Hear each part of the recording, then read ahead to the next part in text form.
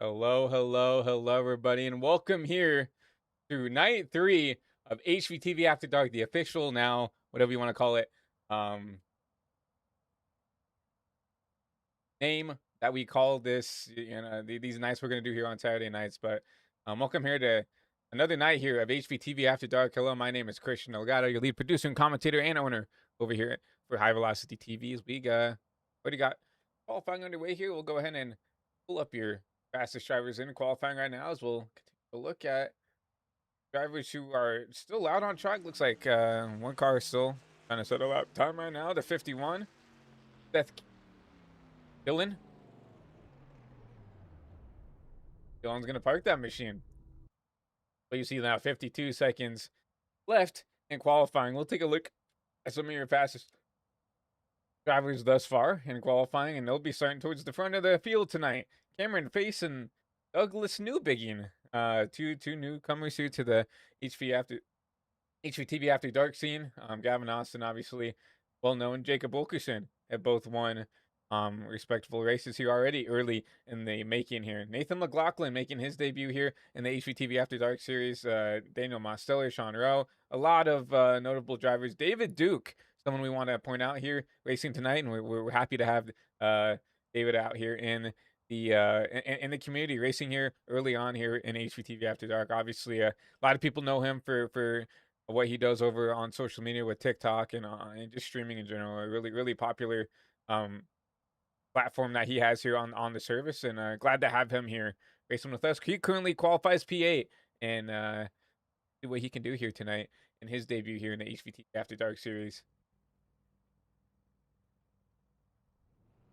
But driver is getting ready to get set and locked and loaded here. 40 laps here from Michigan International Speedway, or Michigan Speedway. I don't remember what it's called, honestly. We kind of rushed just pretty early here, but 53 trucks strong here for race 1 here, and we'll see if our PC can handle this. We got a lot of drivers to get through. Let's go ahead and get our starting lineup here, presented by High Velocity TVs. We'll be ready to get you started in grid. Looking at that 80 machine, Cameron Face, Douglas Newbigging, row 1. Gavin Austin, Jacob Wilkerson, past winners here in the series. I'm going to round out that row 2. P5 will go to Nathan McLaughlin, the 57, alongside Daniel Mosteller back there in P6. P7 goes to Sean Rowe and David Duke. We were talking about him just a couple minutes ago, about him, making his debut here. Rounding out the top 10, Colin Muth alongside Finnegan Myers. Glad to see him racing with us here tonight.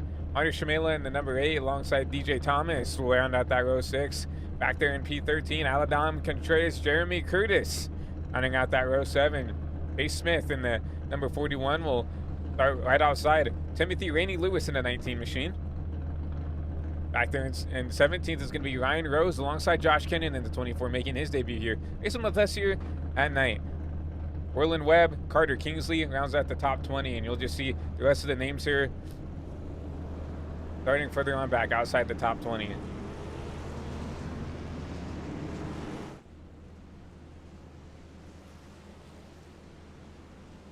The 53 truck strong. Like I said, I sure hope that we can hold on to 53 trucks. So this is the most that I've ever put on this load on a computer. So hopefully we can get it done here from Michigan here to start off race 1 here for tonight. Obviously, a 3-race series for tonight's broadcast. Coming here in the Craftsman Truck Series here for race 1 here at Michigan. Next race here for race 2 will be next gen's at Old Daytona, Legacy Daytona, if you want to call it. Old Bumpy Tona. We love to see it there. But you see your starting lineup right there. And then race 3, we'll go back in the next gen machine, except that dirt. We'll be going to linear dirt. A little bit of a different, spicier, just something different. And I think that's what we want over here. Looking at our race weather for tonight, 65-degree air temp with no wind, clear skies here in Michigan. But 53 trucks. I don't even think all the trucks are going to get loaded in here. But we'll see. 40 lappers here. 53 trucks strong. We'll see. Cameron Face, Douglas Newbigging, Gavin Austin, Jacob Quill will lead us to Green Hill. Hand it off to Barney, the flagman. We're going 40 laps here from Michigan.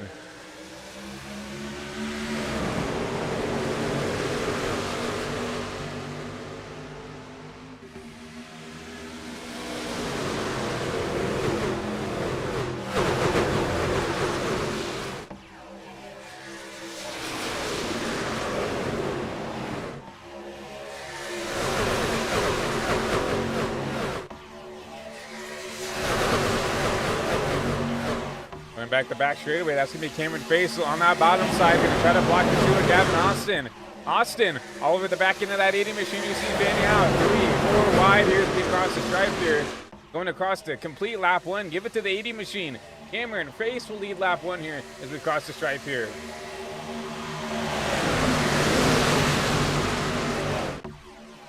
Face on the bottom side. Here comes Gavin Austin with the huge one off the top. Gavin Austin takes the race lead away. We can still continue to fan 3, 4, even 5 wide here throughout the pack. It's wrecking in the back. It could be Ray Lewis. Not up in the wreck. Single car spin. We'll keep it green. Stiller up to the top side. Going to rip this wall. Try to make it some stops here. Continue to see lots of aggressive driving here on the early parts of this stage. Gavin Austin, Jacob Wilkerson. There comes Sean Rowe on the bottom side. 3 wide on the bottom. Cameron Face already starting to pull all the way back outside of your fast forward.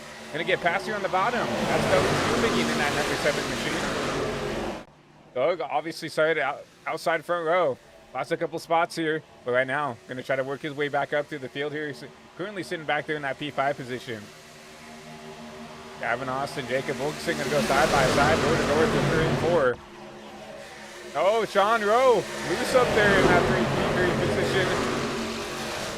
Lose some ground there. You see now almost 5 wide there. Cross the stripe there, but give the lap to Jacob Wilkerson. He'll lead lap number 3. Gavin Austin going after it here with this number 43 truck, that Toyota Tundra. You see them continue to battle out side by side. You'll see the arrow. You'll see the side drafting here early on. Is Gavin? Oh, huge on the outside wall there. Who was that? I can't tell. I think that's Doug.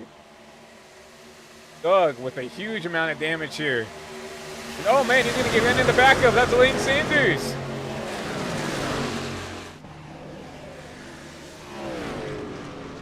And not the start of the race Doug wanted to see, but green. New cast of characters up front. Chris.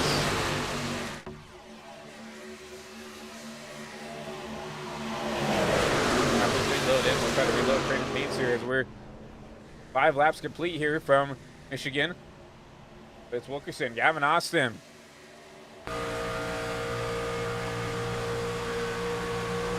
Oh, contact! Gavin puts the bumper to the 43. Drives it, dives it down into that bottom lane. He'll be cleared by a couple truck widths. Going into lap 6. But with the draft, the way the Truck Series trucks are, he's going to get ran down pretty quickly. You already see Jacob Wilkerson already back there. And then the inside of the 2 machine, Gavin has to run off the top, double clear, but you see side by side, someone up in the outside wall there. We're waiting on these paint schemes to load back in there. That's Finnegan Myers up inside the top 5. Alden Contreras, I think, was the guy who got the outside wall there. There's that 92, that M&M's machine where he's known for driving. Back up here for the wide for the race team. They get Wilkerson, Gavin Austin. There's Sean Rowe on that top side. They get help from the 92 of Contreras. A little bit of arrow push, but Jacob Wilkerson, and I'm going to say this bottom line just looks really strong here at the first part of this race. Interesting to see haven't made. Here comes Contreras with the run on the bottom. Going to be side by side, 3rd wide for P2. Put Gavin Austin in the sucker hole right in the middle. Down clear Sean Rowe in that 99. This sees 3 PBR drivers up here towards the front. Gavin Austin kind of the lone non-PBR driver. Oh, a huge block to the 99. Gavin Austin.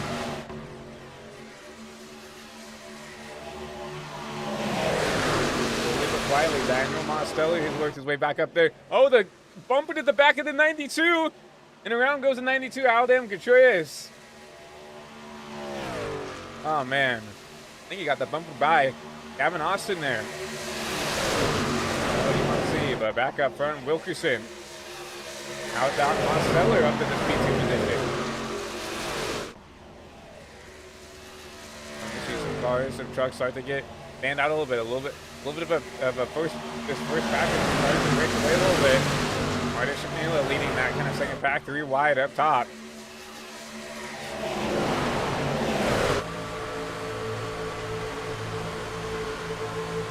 Shamila loose. We lose some time. That's Cameron Pace on the top side trying to he's battling with.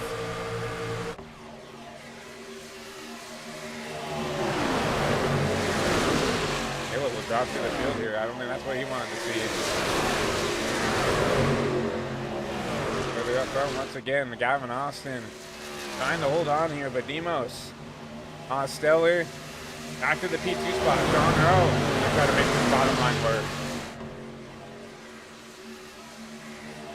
Oh, slide job by the 99. Gavin gets to the back of the 87. What a save by Mosteller. That's allowed Wilkerson to get a little bit out front here. To go further on back, you'll see about a 4 or 5 car truck length advantage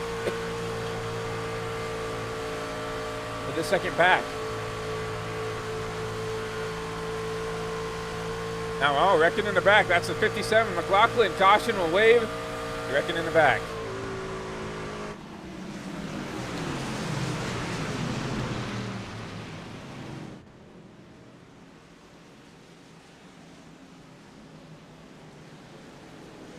Back and see what happened. That's a 97. I thought that was a 57. See what happened in the 97 machine right here. Take some contact further on back to the middle of the pack.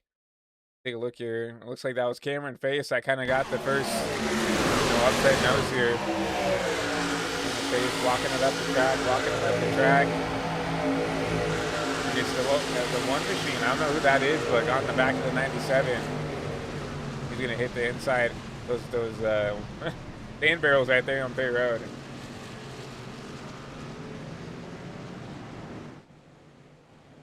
Unfortunate for 97 right there of to get caught up in that, but Diego, well, Reckon, what happened to the 84? Like his truck looks good, clean and green.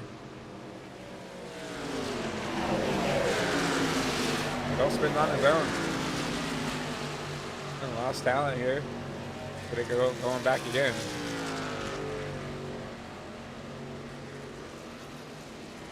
Down Bay Road.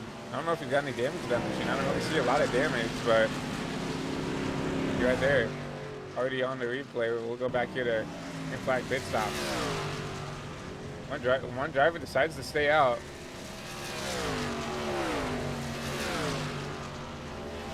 Actually, Webb right here, who actually got that fast repair came out. He's actually gonna probably jump the field here, honestly.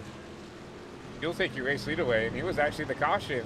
Andrew Watkins back here in the 46 will be P2. Timothy Rainey Lewis. A lot of these guys were guys who got caught up in incidents before, maybe have a little bit fresher tires. And here comes the rest of the field. Jacob Wilkerson, Gavin Austin, Sean Rowe, Olin Muth in his Miller Lite machine.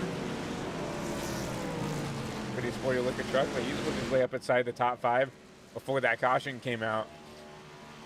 That truck looks crisp. I mean, he was at the back of that lead pack and drove his way up. I think he was battling for P2 in that lead pack for the lead. And good job by him by pulling right here to get his way through the field.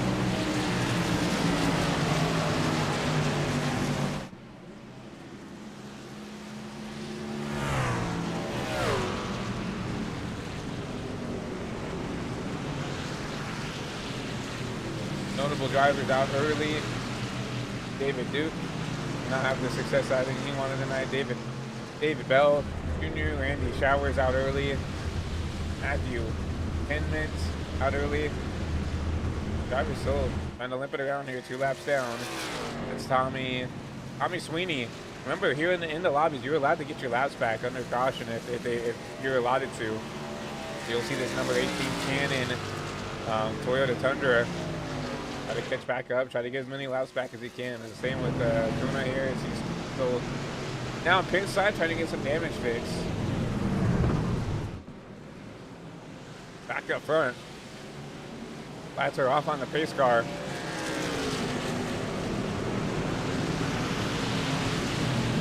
Hope be going green this time by, unless they delay the caution here. Will be the two PBR drivers up front, Jacob Wilkerson, Sean Rowe, and then it'll be Gavin Austin, Nathan McLaughlin. I believe that's up there in that 57 machine. That is in that Floor Racing Tundra.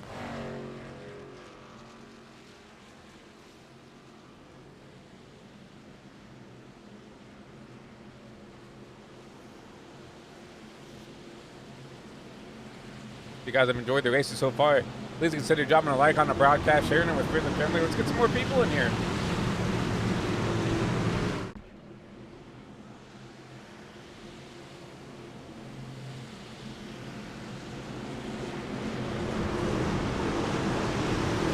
So far, so good here on these first 13 laps. Some aggressive racing here, but it's going to be Jacob Wilkerson and Sean Rowe and back into the restart zone.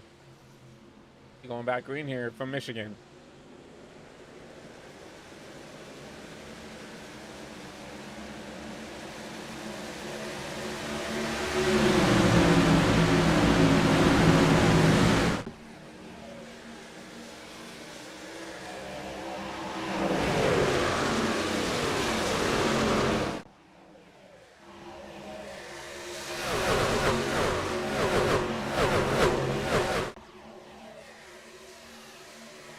Wilkerson taking the lead here in the 3 and 4. Going to be side by side with the PBR team. Sean Rowe on the top side in that 99.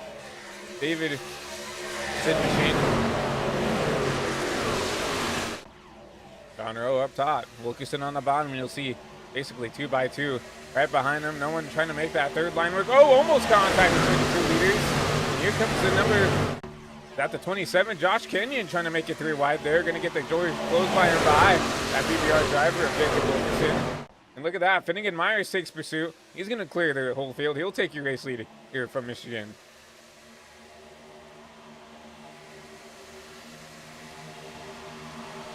Oh, Sean Rowe. Aggressive move to try to get underneath the 43. Not going to make work. He's going to have to back out of it here. Again, Finnegan Myers with the huge run off the top.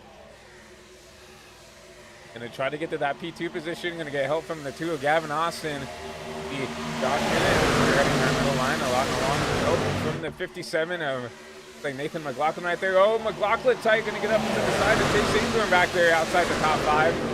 They're 3, 4 wide back there, but it's still a fierce battle for the race lead. Wilkerson, Finnegan Myers trying to get side by side, but no. That top side prevails.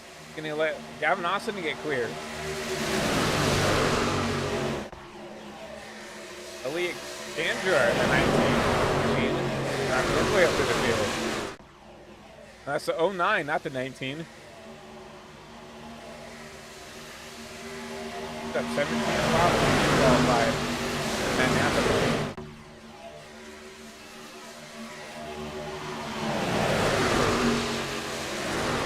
So it's going to be Gavin Austin, Jacob Wilkerson fighting. These have been the 2 kind of concurrent front runners throughout the whole race here, these first 17 laps. And go up front, 1, 2. Finnegan Myers back there in P3.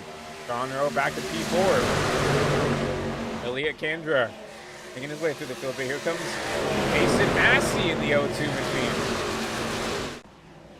Love to see Mason back here running with us here in HVTV After Dark. And you know he's fast. You know he's going to be aggressive. And driving through the left 20 spots where he started.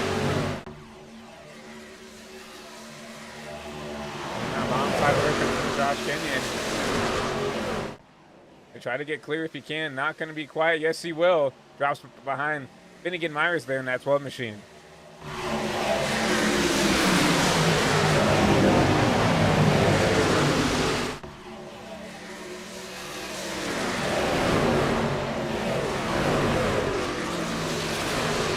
Those guys fighting all back. Oh, the 09 getting an outside wall.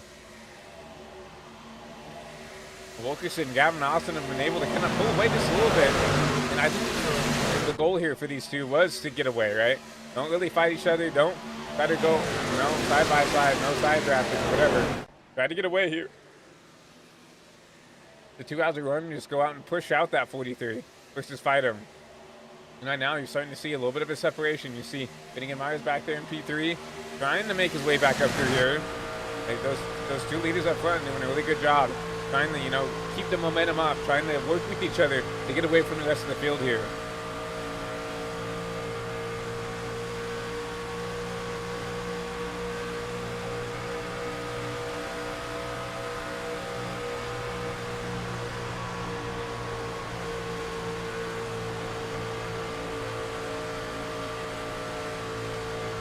These trucks are so much fun here at Michigan. Could you hear them just basically flat out the whole racetrack?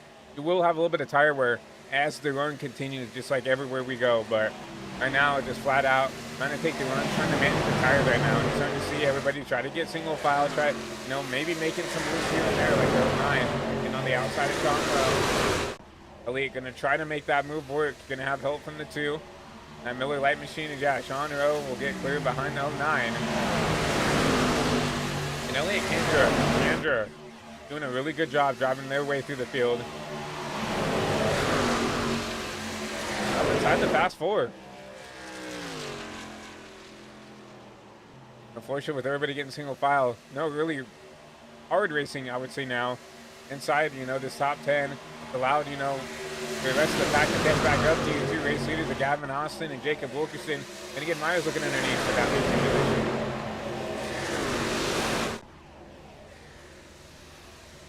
Just crossed the halfway point in this race. Only now 19 to go here from Michigan.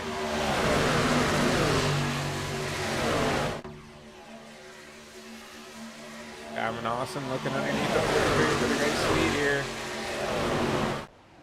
Gavin side by side now, could not make the pass work. That's going to allow Wilkerson to get advantage here down here at the backstretch. He'll clear the 2. Now here goes Massey underneath the 12 of Myers. Tried to peek his hole in there. You saw a little bit of dirty air there. I think Myers gave to that 0-2. 0-2 walks it up the tractor. Now here comes Josh Kenyon. Making his way up to the front. Josh was not a good qualifier effort. Up 13 spots where he started.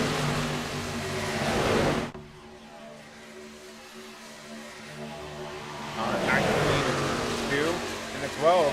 Oh, Gavin a little upset there. That might allow Finnegan to get up. He will. So, Gavin drops back to the 3rd. Finnegan Myers up to the P2's position.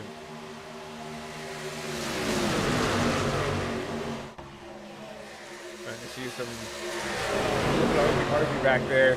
Nose 2. Tried to put his nose in there. Josh Kenyon cleared it up. Now he's going to have to try to make another run at that.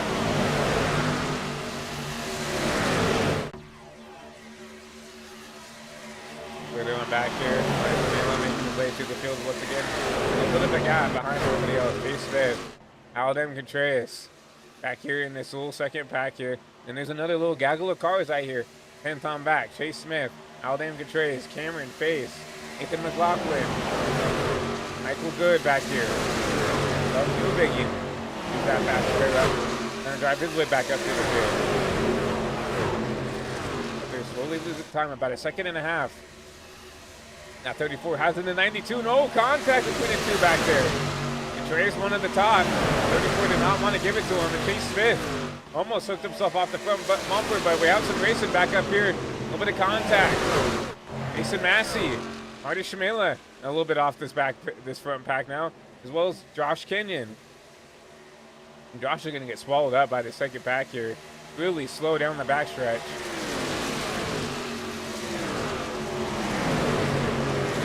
Plethora of spots here. Trying to get that momentum back up in that Craftsman truck. There's almost contact. Cameron Face, Nathan McLaughlin, contact there out of 3 and 4. Almost a big wreck here in the second pack. For the back up. And again, Myers.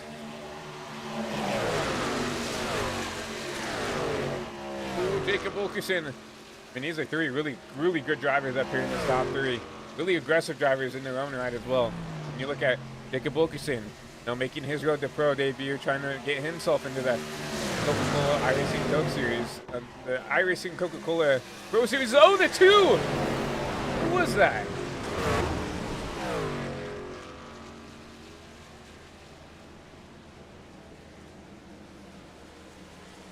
Is that Finnegan Myers?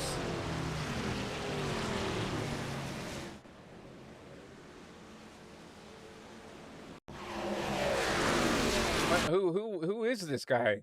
I mean, it's a 2 truck. I can't really tell who that is. Is that? And I saw Jamie Curtis and Massey and Myers. I don't know who that is in that 2 car, but needs to get out of the way. Honestly, if you ask me, we're right on board with the number 12 machine.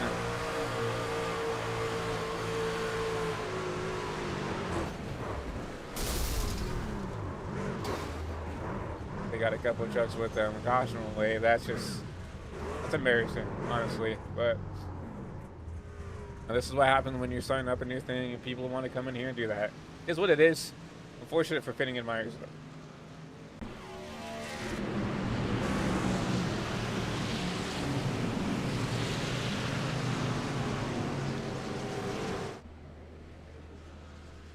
We're definitely going to see everybody come down pit side. I mean, it was, what, 15 laps since they came down again, so we'll have another 15 lap run to the end there. Well, when we go green, it'll probably be, what, 11, 12 laps? To a Mason. Massey really tore up. He'll leave that passive pair. Take 4 fresh new tires and try to drive his way through the field here, but not a lot of time for that O2 machine to get back up to the front.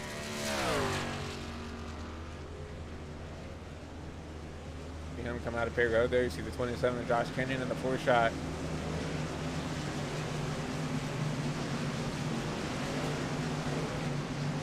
Massey will come out down the 10th to 12th place spot. You see Douglas do a bigging right up there.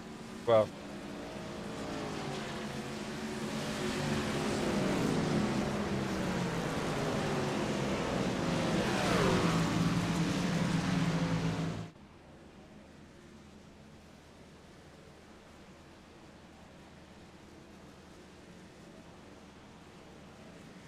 will be Wilkerson, Austin, Sean Rowe, Elliott Kandra. Elliott got out of a cannon this race. I mean, making his debut here in PCTV After Dark, and really showing up and showing out here, at least in this first race at Michigan. Brian Rose in 78 will be up here. Like a strategy call to get him some track position. Only a 9.5 second stop, so probably 2 tires, I'm going to say, for the 78 machine.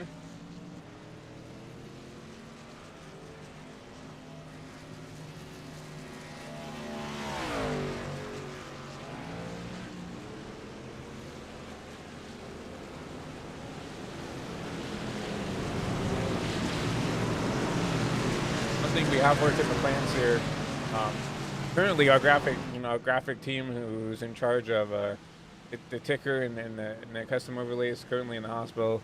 Andrew, praying for you, man, to recover from your stomach surgery and everything else. But we do plan on down the line and to kind of make these broadcasts a little bit more personalized to get custom numbers for every driver. So obviously, for people who are mainstays here in the kind of the community that I interact with, we know Jacob Wilkerson here in this 43. He's known for the 43 that Richard Petty / Legacy Motor Club font. Gavin Austin, he's rebranded to this Rev Racing number 2. Sean Rowe in this Trackhouse-ish looking font. Number 9, right? Look back at Aldam. He's been in this 92 for a long, long time. Josh Kenyon, in that, Jeff Burton font. We go back to, Marty Schmilla. He's ran this same kind of Dale Jr. Hendrick inspired font for a long time. Doug has always ran the 7. We want to continue to add to that as we go on and get drivers who, have this main staple number that they want to run. And then that way when they show up to the track, they'll have that number on the ticker. They'll have that number on the scoring and timing. And so it's, iconic to them. And also just because we can have more than one number. Like I remember last race, I remember seeing more than 178. I mean, 87, obviously Daniel Mosteller, at least in this community, 87, that doesn't mean other people can't use it, right? So we want to work into getting that done as time passes on. That's the number for every driver and the thing. But for the most part, it'll probably be a one and done thing. We don't want to, have everybody change a new number every week.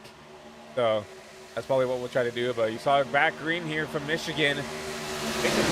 Gavin Austin, 1-2. You'll see the 3 and 4 back there. Sean Rowe, and that's the 09. I think that was Alabama getting loose in the back. And Trace will go around once again. Oh man, into the inside wall there. Catching break tonight here from Michigan. But back up to the front. 43, Gavin Austin. Elliott Candra up in the P4 spot, trying to hold off Josh Kenyon in that 27. Trying to use that bottom lane to get around.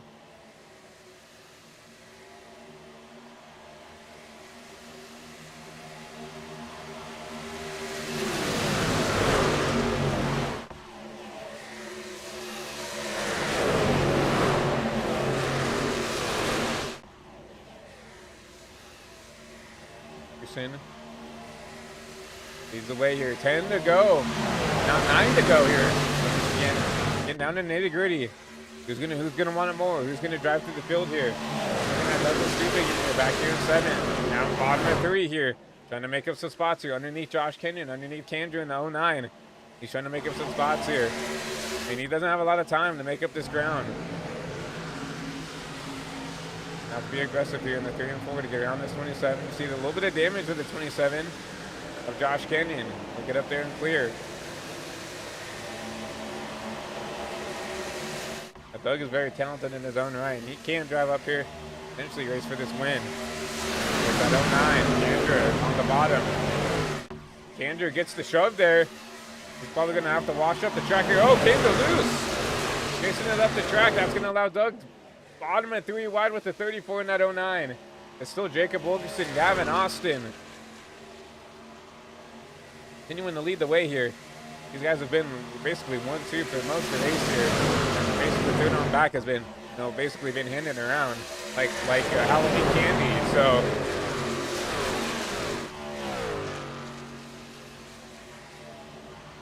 you see Sean on the bottom. He's going to get the draft from the 2 in front. That should be a little bit of an advantage, but now 7, now 6 to go. Going to 6 to go. Oh, Sean Robles down there on the bottom.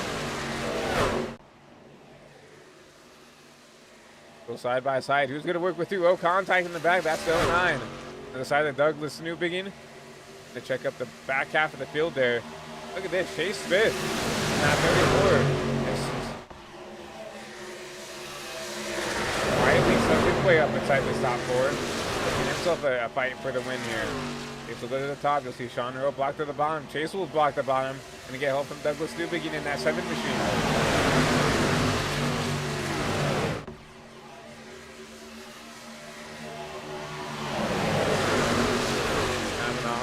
Bottom, not going to make the pass work quite yet. Going to tuck back in line. Fortunately, he's in a PBR sandwich, so I guarantee you that Sean Rowe is not going to go with Gavin Osling. He's probably going to help his PBR teammate here. He's going to go top of 3 here. Gavin's going to try to tuck back in line behind the 43. Going to have a rear full mirror of that 99 Sean Rowe. Side by side with Gavin Osling with the P2 spot as we get ready to cross the line. 5 to go here from Michigan. Ooh, a little bit of contact taking the 3rd place position. And back on board with Wilkerson. I mean, this is exactly what you want to see if you're him. Look at this, 3, 4 wide, 2, 3 wide behind them. Jacob is doing a masterful job keeping these trucks behind. Gavin just cannot get a good enough run to drive it to the bottom.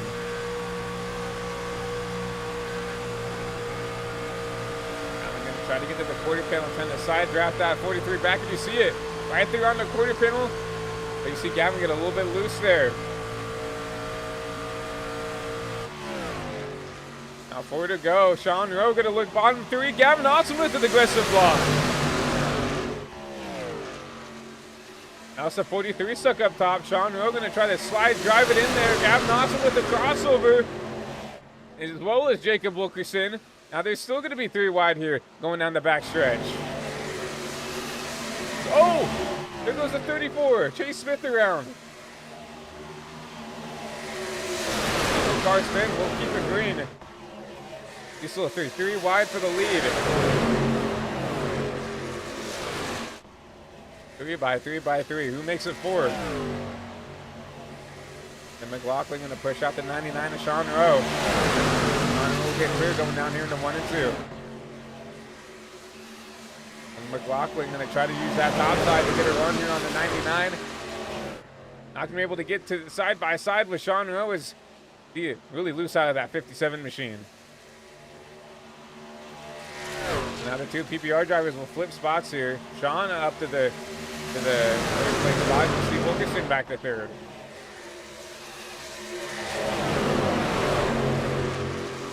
Does anybody have anything for this 99 as we get ready to get 2 to go here? You can see a huge shove out of the 2 to the back end of that 57, and Nathan McLaughlin, he should have a run here going into 1 and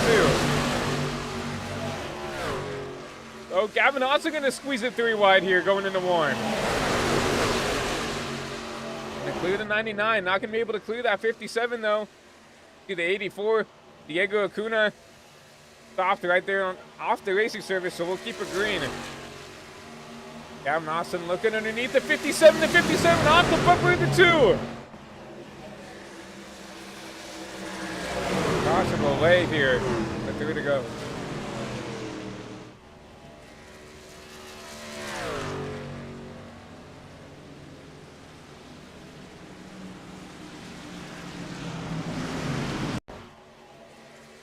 So this all happen here. We'll go on the nose of the 2 machine. Comes down, and Nathan is going to pinch him. And here with 3-4 to go, they're not going to lift. Gavin didn't, and then unfortunately he grabs 57. He'll also grab Sean Rowe to 99, but caution delayed, and we'll be going NASCAR overtime here, race 1.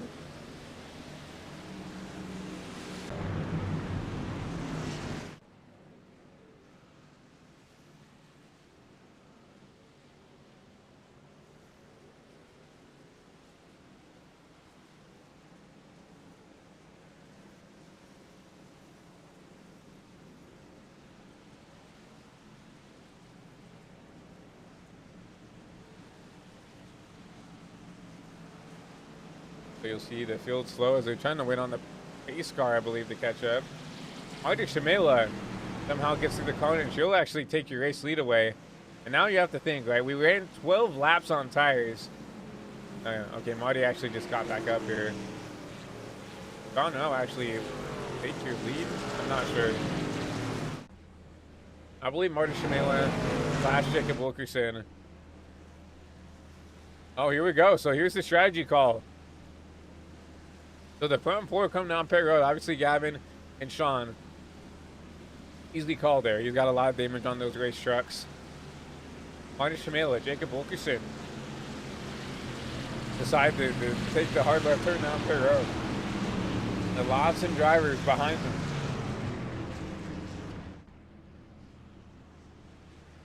Decide to stick it out. Douglas Dubing, Cameron Pace, Mason Massey, Harrison Whitehead. Elliott back there in that number 09 machine. Colin Muth, Josh Kenyon, Mason Lipke. Plethora of drivers, right? They're going to come out here outside of the top 15. Here we go. Now, that's going to be really fun to see if these guys can drive through the field. These guys are going to have massively fresher tires and massively more grip in these tires.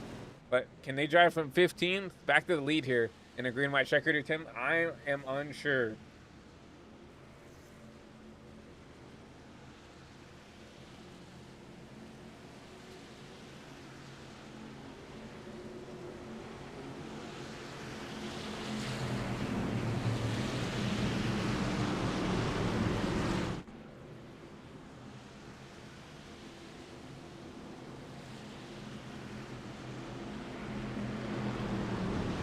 You see Doug there with a little bit of damage to that right side of the truck here. We'll see if we can got a different angle here.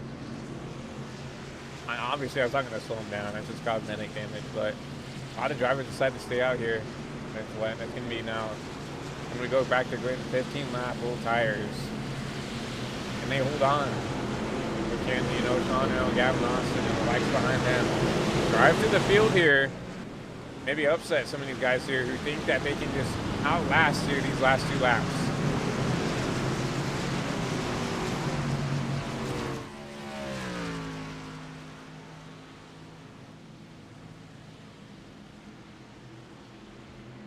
Anybody watching up in the chat, who'd you pick to win tonight? I mean, win this race. Obviously, saw a big stack up in the front. I mean, with what you're saying, bro, Austin, you know, some other drivers, get caught up in wrecks. Who's your pick now to come here and take it race one here from Michigan?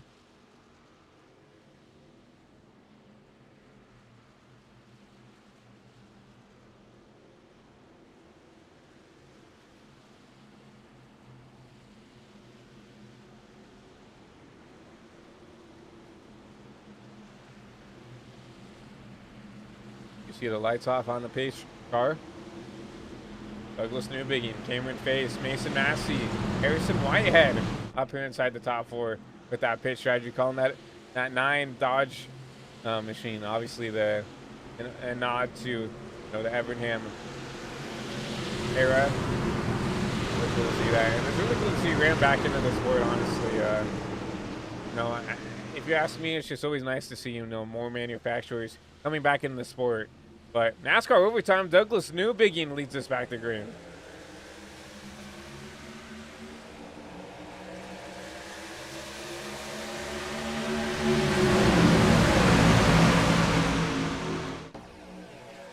Doug with a good jump there on the bottom side. He's probably going to bring Mason Massey with him there on that bottom side along with the 09. Doug clears. Massey clears. The 09 going to be stuck 3 wide there on that bottom, though. I'm trying to look for that 99. I'm trying to look for that 2 back there. Trying to see what they're doing to try to drive their way through the field here. And tight squeeze for Doug. Doug gets the back bumper put to him. Now Mason Massey on the top side is going to take your race lead. I'm looking for fresh tires. Fresh tires right now. The first up is Jacob Wilkerson all the way back there. In 8th place, we take the white flag for Mason Massey. Mason was in this spot last Saturday. Late in the race, got dumped on the last lap by the 71 of Jacob Quill, but now here comes Harrison Whitehead on the bottom side, going to try to make this a race for the win. Side by side, a little bit of contact between the 9 and the 02. Cameron Face there on the bottom, going to try to loosen up that 09. It's going to be a drag race to the end of the start-finish line. Side by side, the 02 and the 9. Photo finish. I think Massey got him. Mason Massey, yes. No, Whitehead at the line. Harrison Whitehead, 6/1000ths of a second. What a finish.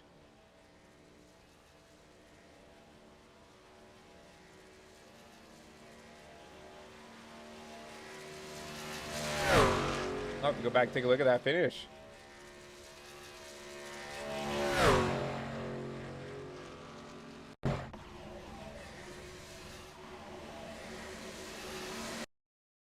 That's not going to be it. We'll see if we can, oh, wow, that's not what we want. A little zoomed in action here. For the win.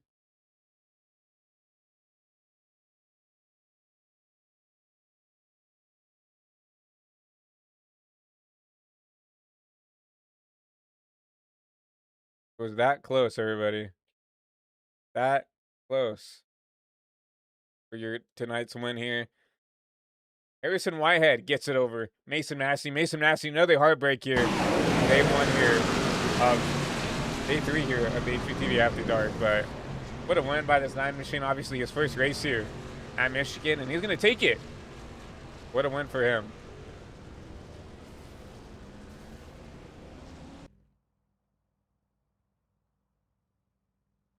Yeah, if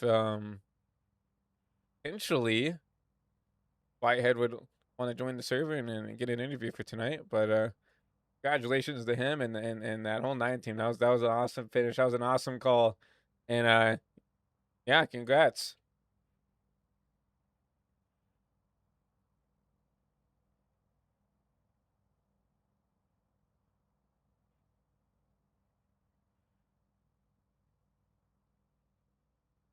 We'll call it a race there for Michigan. 9 if Harrison Whitehead gets it. We'll get ready to get into your next session here. Next gen's at Legacy Daytona. Can't wait for that one. That's gonna be a lot of fun.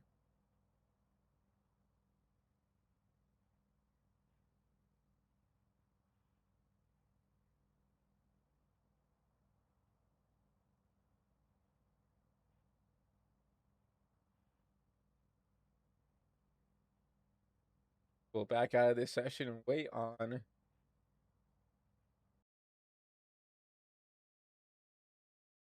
that next gen Daytona to get up.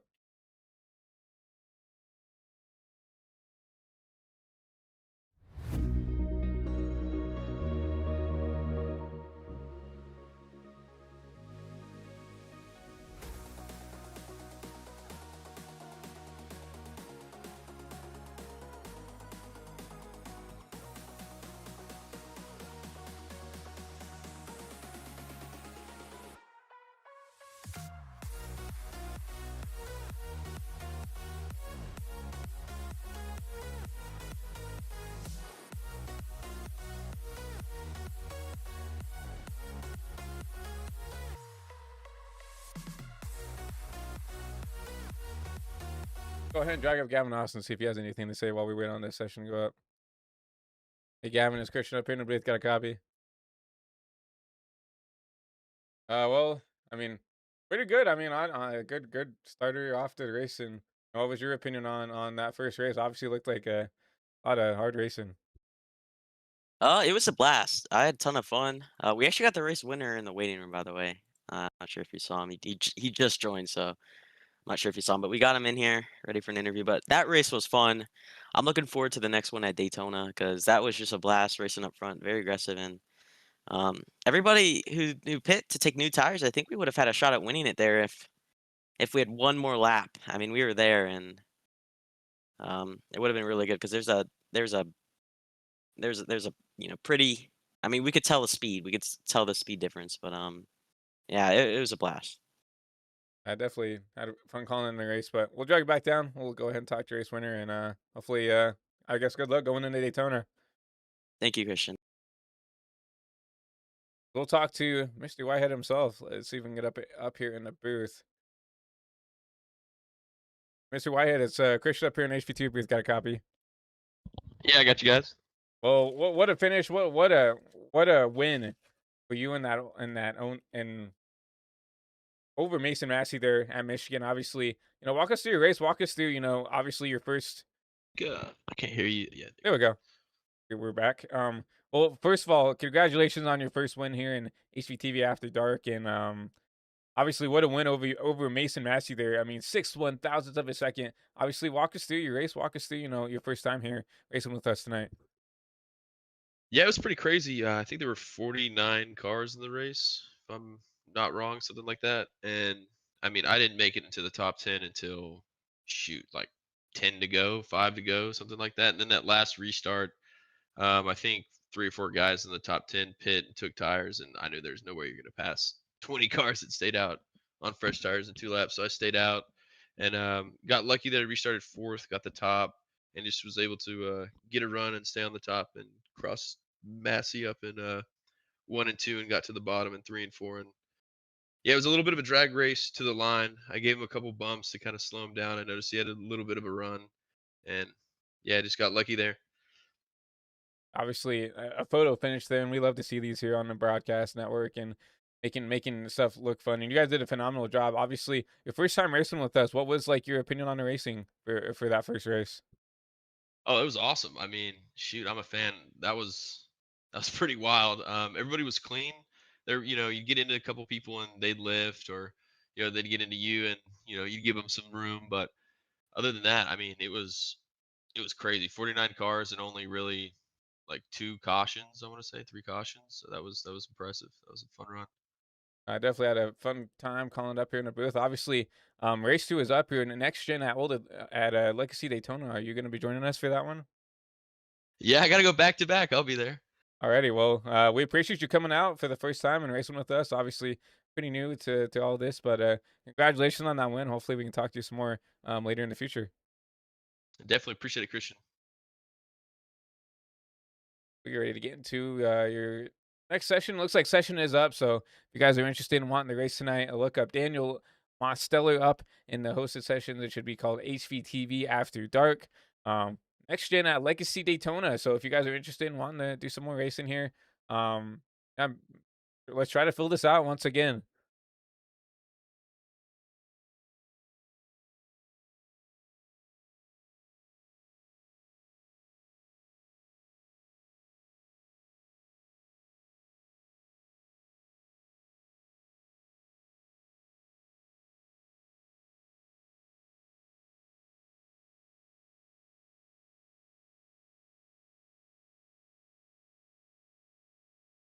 We get ready to load into this session here. Let's go ahead and talk to Finnegan Myers. It looks like he's up here um, by himself. Let's go. Let's go give him some company.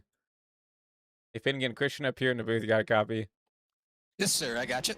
Well, obviously, unfortunate run for you at Michigan there. Obviously, I have no idea what that lap car was doing up there, but we saw the misfortune for you and that whole 12 team. But obviously, your first time racing with us here in the HVTV After Dark. What was your opinion on that race? I thought it was amazing, honestly. Sorry, I'm driving. I'm going to park it so I can actually talk to you and focus. But I thought it was great. I thought the way the package and everything, the way we had the temperatures, made some really, really good racing. And then I know we didn't make it to the end, but I had an absolute blast. And I'm just as excited to see what these big, stiff next-gen stock cars do at a very bumpy, scannable Daytona. So, yeah, I'm super excited. I think it's going to be – I really enjoyed that last race. I think this one's going to be just as good. Yeah, obviously we're talking with the guys here when making the schedule, and obviously these next gens do not really like the bumps and stuff, and we're like, well, shoot, I mean, might as well put it on one of the bumpy tracks we have on the service. But obviously, you know, coming to Old Daytona, I mean, it's going to be a lot more difficult just to hustle these things around with all the bumps here in the corners. Yeah, absolutely. I think might be chaos, but it might be some of the best speedway racing you'll ever see. With hopefully we get some separation, get some runs built up. I think it's gonna be fun. Yeah, I definitely agree. As you know, we now into the session here. We'll get back up here and get everything up going. But you know, talking about these lobbies, obviously we kind of made them for you guys and us and Demos and Gavin and Carter and stuff. I'm going to continue to ask this, as we continue to build this out. Is there any suggestions or comments you would like to see here on the broadcast? Yeah, I mean, right now I'm super impressed. I mean, this is what, third night of doing this, and we've got some really good guys showing up here. Some really great racing. So maybe some things to clean up towards the back, but I mean, that's all part of building a series. So I'm super impressed and super happy with what we're doing, and super excited for the dirt race after this. That's going to be a blast.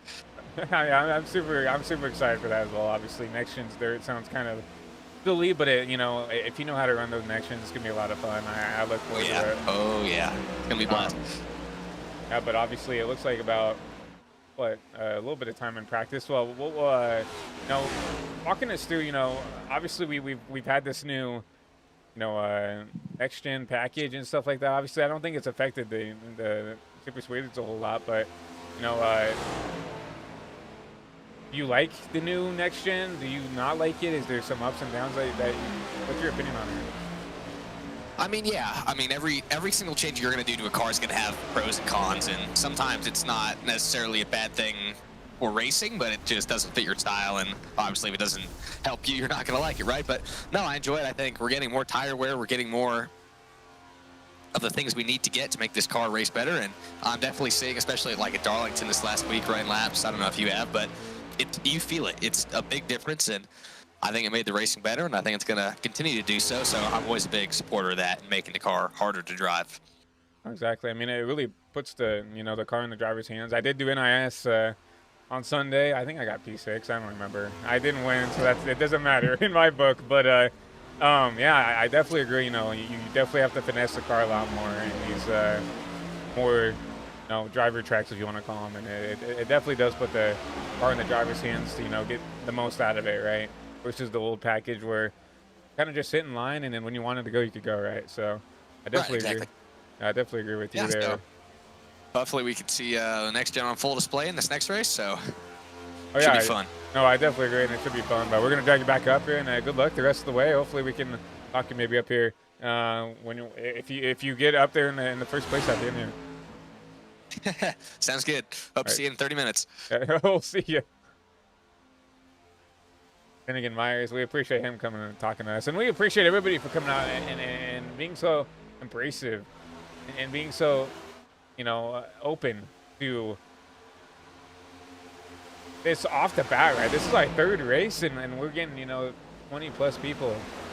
Take a look here at Aaron Hall here in this number 21 machine.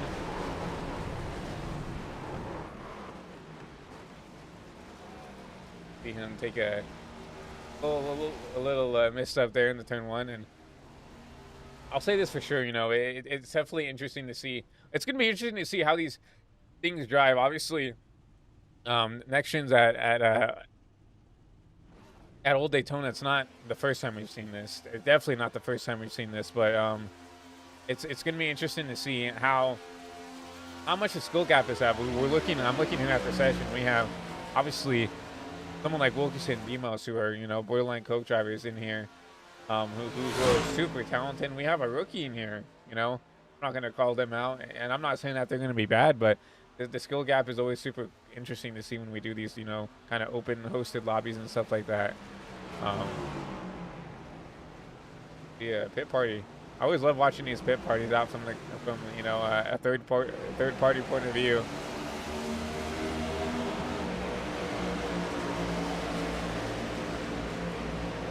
I don't know, in this little pack here. We had a good run there in the truck. Just unfortunately got caught up in the mess at the end.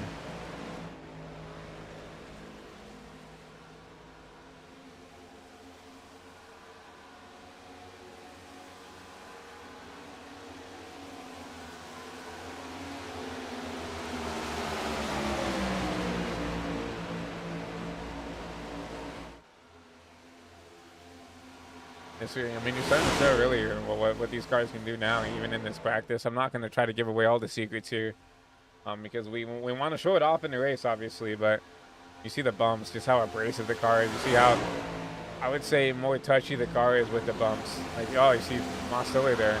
Oh, and there they go. Sean Rowe, Mostiller will go around there. It's cool to see because we've seen even new faces from that last race go up tonight, and it's really cool to see. I mean, early, and it's really cool to see how abrasive everybody is early for these lobbies, obviously. And someone we really do have to give a huge shout out to is Daniel Mostiller, who kind of is the brainchild behind this whole thing.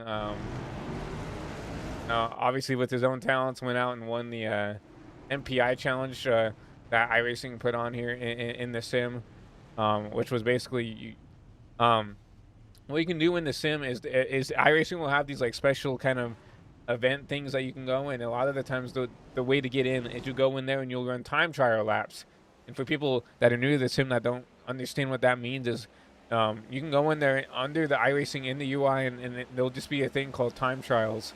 Sometimes there'll be like some special promo time trials and you can go. And whoever, I'm not for sure what was the top percentage of drivers who were invited to get in to the race, but if you were, I would say like top 50 in that MPI time trial race, say that 10 times fast, you were invited to go and race in the race. And obviously with Demos, a good friend of mine, and obviously a huge supporter of the network, I went and watched his race and stuff like that, and screwed him on. And the way that worked is I believe there were heat races that kind of set the field of where you would start. Mostiller, I'm pretty sure, finished P2 in his heat race behind I believe a former or current coach driver, and ended up getting the win there. And MPI was gracious enough to give him $100 iRacing credit, $200 MPI gift card, and I guess some merch or something like that, some gifts and stuff.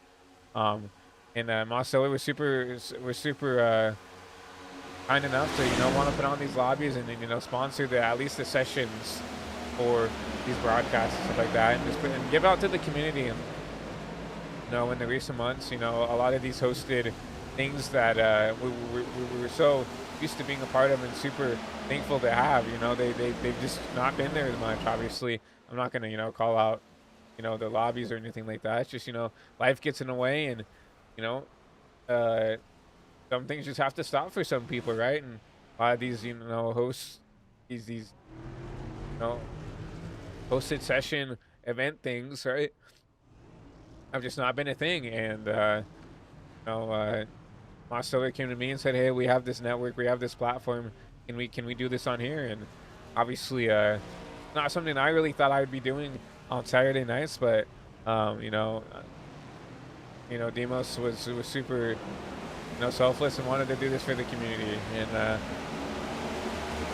Demos is a big part of the iRacing community. You see him go anywhere in the sim, and people are gonna recognize him, and it's super cool that we're doing this, and super cool that we have so much support early, and it does mean a lot here. I mean, who runs the network, runs the channel, who works their tail off to make sure everything runs as smoothly as it can here on the channel, and doing everything else here. Obviously, the end goal for me is eventually get opportunities in real life to call races and make this a career path for me, and obviously more seat time is more seat time, right? And I'm more than willing to come up here and call some races as long as we're having fun and having a good time. That's all we want out of these hosted lobbies. Obviously, if there's going to be some people that are going to make it a bad time, we're going to ask them to not show up again. But that doesn't mean they're not welcome, right? It's okay to get a little bit of a slap on the wrist and be like, hey, don't do that ever again, and then they can continue to come back. But we just want to have a good time here while we do HVTV After Dark and continue to put on these races and everything else. That's all we want at the end of the day.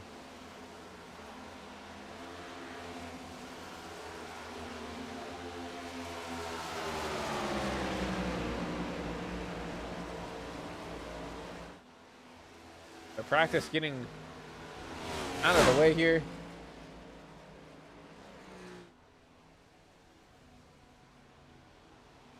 Like we're gonna have quite a few drivers once again here. It looks like at least 30 drivers in the session right now, and a lot of new faces to the HVTV. After Dark here, Chef Prochatsky, obviously not new to the network, but new to HVTV After Dark, and that IndyCar inspired scheme. Obviously ran that in the several IDK player tickets, so a very recognizable scheme for Jeff.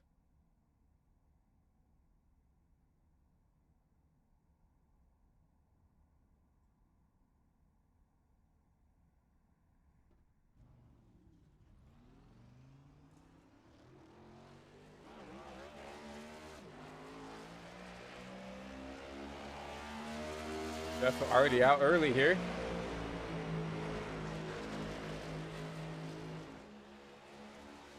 So I guess we'll keep our heads swiveled for this 5 machine.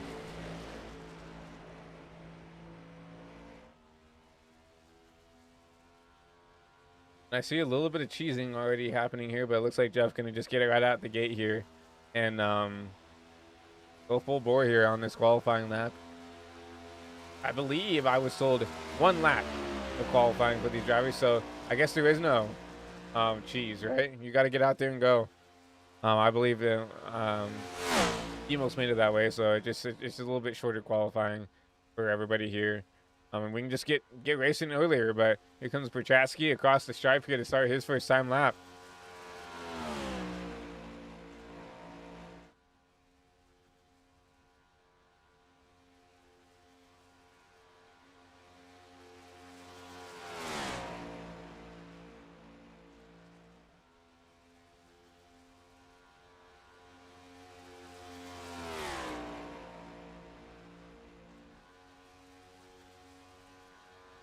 Now, currently, no one has set a valid lap time yet, so I think Jeff was one of the first guys out, so he'll be kind of the marker of where they're running and what kind of lap time we're going to have to set here. Obviously, Jeff, I talked to him, obviously a lot off the broadcast, and he was super excited for this car track combo. It's one of his favorites, so look for Jeff to be aggressive, to be up here, and potentially maybe get his first win here in HVTV After Dark.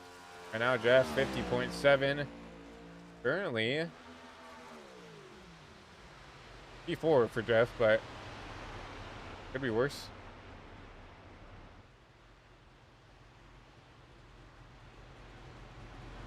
Right now, currently Jacob Wilkerson on top of the board.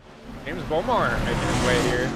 I believe his first race here. Oh man, what a tumble for the 20, that Red Bull machine. He'll be P3 in qualifying. Carter Kingsley P10. And Dorian Davis out here racing his first race here in HVTV After Dark.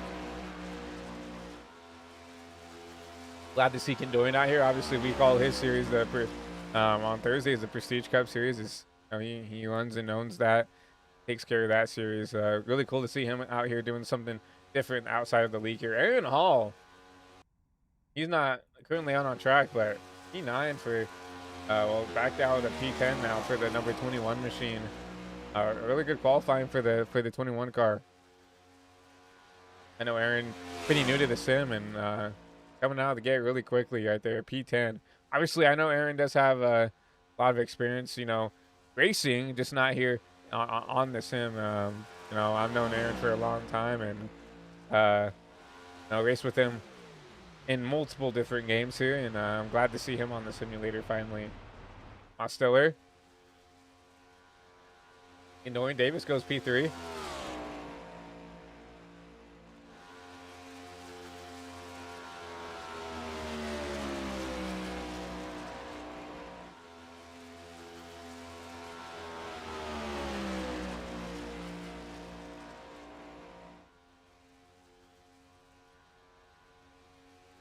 And most will have plenty of time to get this lap done. Number 1 lap. It does really shake up things. Actually, Finnegan Myers goes top of the board. Do that 56.68. Good lap by Finnegan. Obviously, he talked about he was excited to go out there and potentially win a race. So, Colin Moore goes P6. Good lap by him, but we'll go back to Mos. Curious, he crosses the line. He'll probably be, I would say, top 5, I presume. Mos is really good at these qualifying style things. Yep, P3 for Mos. He'll go through the grass here. That grass, everybody loves the grass here. George Bellini. P29, so not the lap he probably wanted. Oh, currently went out on track. It looks like the 33, Brandon Gooseby. I'm saying that right. He's sitting in pits, but not going to set a qualifying time. Like a few drivers. 1, 2, 3, 4, 5, 6, 7, 8 drivers deciding not to set a lap time here from Daytona. But 40 drivers strong. I'm pretty sure they capped it at 40 drivers. I asked them to do that just because I really do want the system to look good. I don't want any blinking. I want everybody to be up on the track. So I'm pretty sure we have capped it at 40. But it's super cool to see already 40 strong here in our 3rd race, and then I love to see that. Go down the track side though. Ready to get your starting lineup here. See Finnegan Myers left there. Gonna take you pole sitter. Jacob Wilkerson, Daniel Marcellick, and Dorian Davis, James Bomar, Bryce Fish, Kai Collymore, Sean Rowe, Marty Shamela, Colin Muth. Be that top 10. Back outside the top 10. 11th will go to Jeff Prochaski, Aldam Contreras, Aaron Hall in that B13 alongside Aaron Martin. So 2 Aarons rounding out that row 7. Joshua Sprague, Carter Kingsley back there 15 and 16. Jay Smith, Joshua Kenyon back there in P18. Lane Sanders, Dylan Webb rounding out the top 20. Gavin Austin, Chase Klein Hexel. I hope that's right. I apologize if not. Dylan Potts, Harrison Whitehead, last race's winner, Michigan. Back there, excuse me, back there in 24th. Hudson Spivey, Corey Dorian, Patrick Connell, Mason Lidke, George Bellini, and Matthew Graham rounding out the top 30 and rounding out the rest of the field here. Colton Carrier, Caleb Kramer, Michael Good, Fred Anderson, Jesse Calloway, Joseph Glucksness, Brandon Gooseby, Austin Williams, and Mike Barrett running out your 40 car field tonight.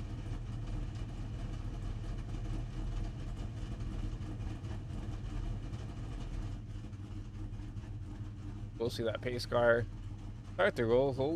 Hopefully slowly. Sooner rather than later. That's what I was trying to say. I don't know why I couldn't get that out.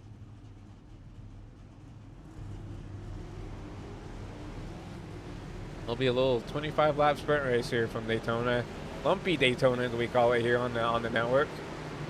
Obviously, Legacy Daytona was the Daytona that they scanned before, the repave and the not the reconfiguration, but the repave here in 2010. So this is the 2008 version of Daytona International Speedway. Yeah, obviously, regardless of what it is, it's still a aura field track, right? I mean, this is a crown jewel track anywhere we go here. Looking at your track, Air temp is 68 degrees, 82 track temp, 43% humidity with a 14-mile-an-hour wind. A clear day out here from Daytona Beach, Florida.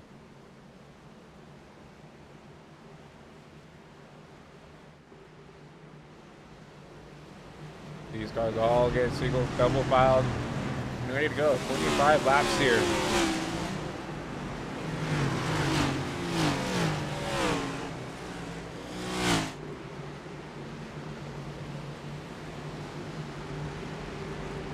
Be a Ford Toyota front row with Myers, Wilkerson, Mosteller, Kendorian Davis will be Toyota Ford front row, Chevy lockout for that second row.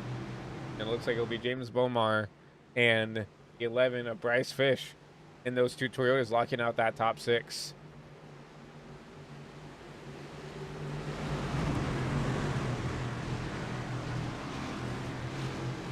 Lights are off on the pace car. We'll get ready to take that hard left turn down Perry Road. We'll get ready to go 25 laps here from Legacy Daytona as we start race 2 here in HPTV After Dark here from Daytona. We'll hand it back off to Barney the Flagman, and we'll be green here from Daytona.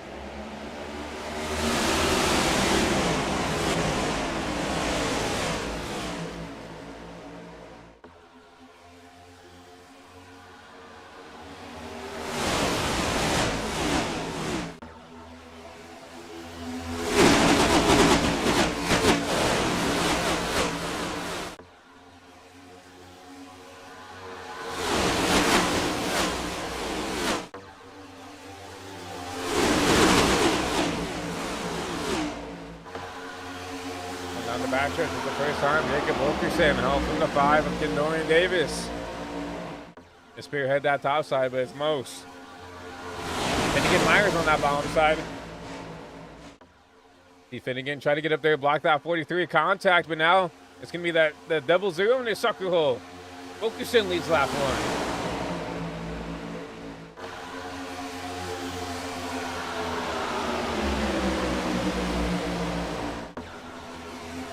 We know he's one of these super speedway guys. He's always going to be good at these super speedways.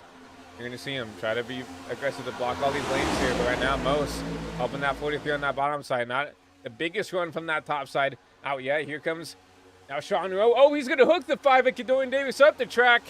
Caution will wave early.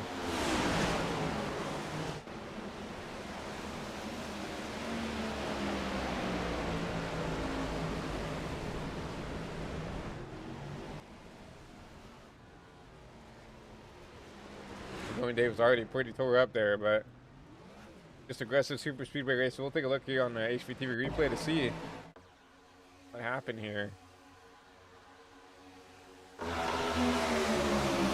See him spinning out here. Just looked like an aggressive block by the 5.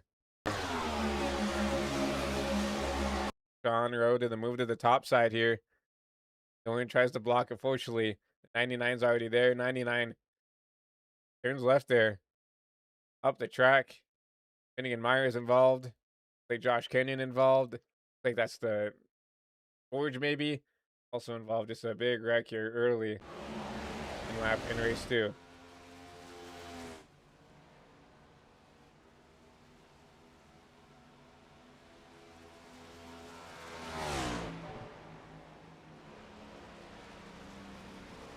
Through the most.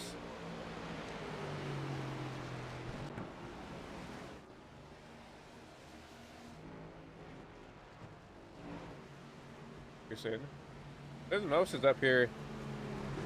Second.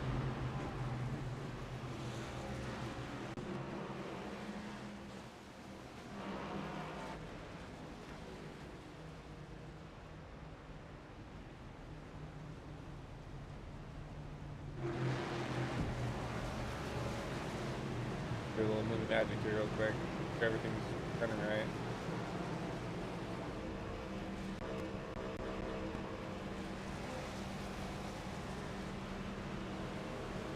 It still has most in P2. It has most in the lead. Okay,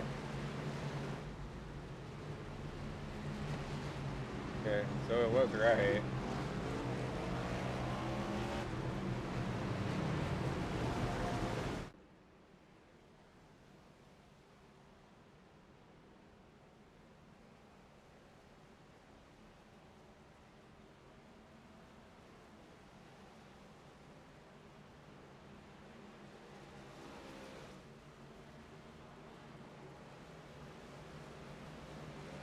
Fortunately, I think my timing screen, which is where I look in the incident, not working here, Nate. Yeah.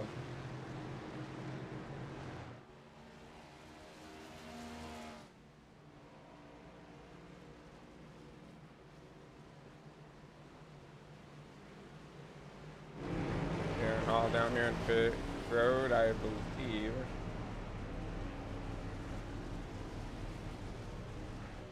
That on track once again.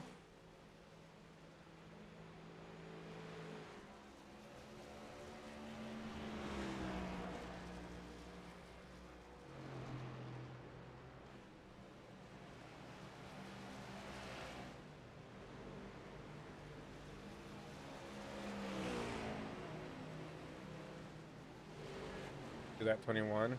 Try to catch back up to the back end of the field here. We're trying to reset our ticker here. See if I can get some info to you guys.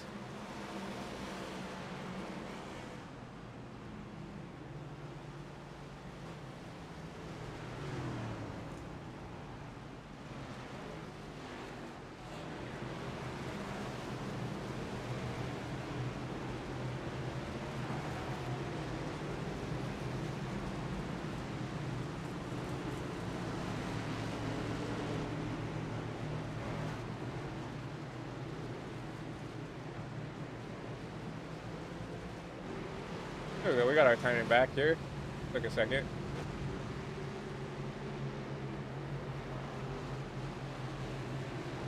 We'll be going back one to green here from Daytona.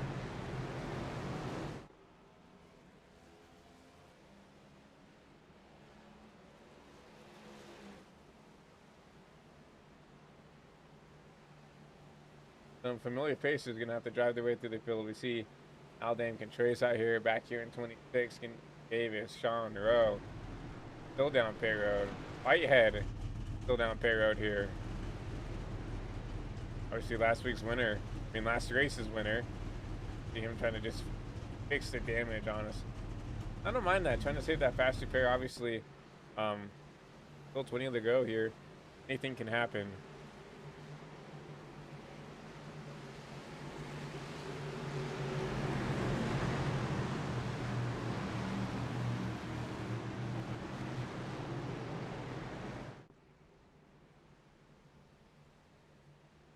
Oh.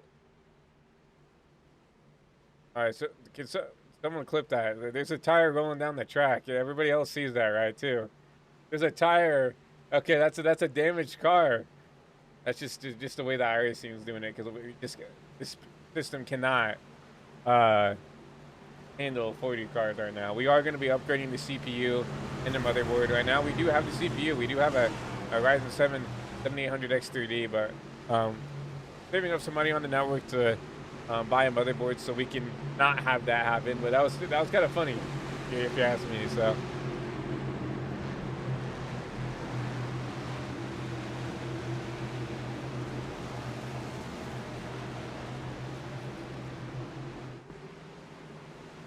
And now we get ready to go back green here. 20 to go. Race 2. It'll be Wilkerson, Mosteller, back green here. Daytona.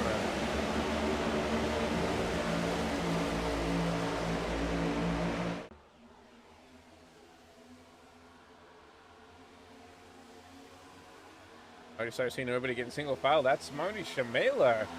Making his way up in here inside the top 3. Oh, Marty doing a lot of aggressive blocking here. Trying to stay in front of Mosteller here, but get shoved out of line there. It's going to be Marty Shamela and Jacob Wilkerson on the top side. Trying to work this thing out. Going to be the 2 PBR drivers, Bomar and Wilkerson side by side going into turn 3.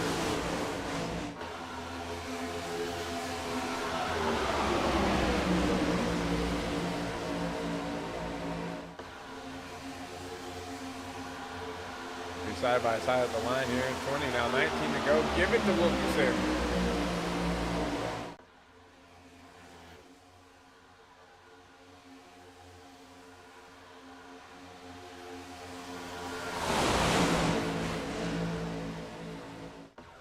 Oh, we got a car down here in the grass. Still side by side. 2 3, 4, 5, 6, 7 rows deep. That bottom lane starting to prevail now. Here comes most of the top side. He's going to get help from Wilkerson. Keep Omar. Ty Collymore on that bottom side. Ty Collymore, his first race of the night here at Daytona.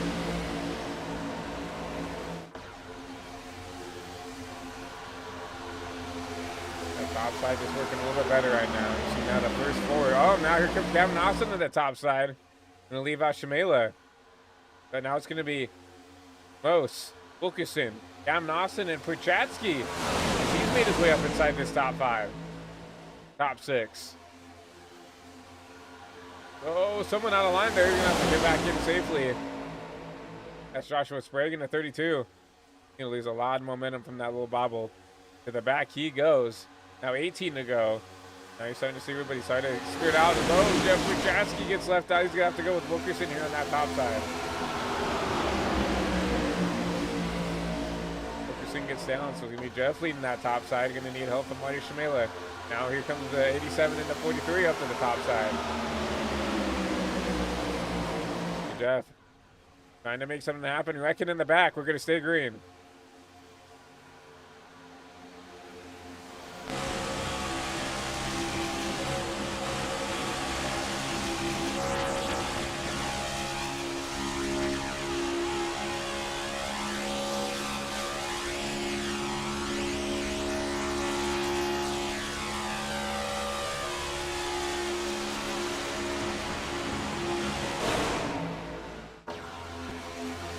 Prochatsky, Shamela, that top 3. Shamela into the outside wall.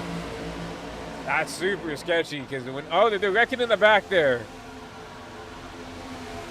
Josh will get called. No, it will not. Looks like you're in here. Josh Kenyon going to make it middle 3 now. Here comes Prochatsky on the bottom. We're going to try to make side by side with Mosteller. No help though. Now here comes the help from the 43 of Wilkerson. Now Mosteller will drop down in the middle lane. Here comes Gavin Austin on the run off the top. Oh, Prochatsky trying to hold on to it. What a save by Prochatsky, but he's going to probably lose the lead draft because of that. Gavin Austin will take point here, leading that top side.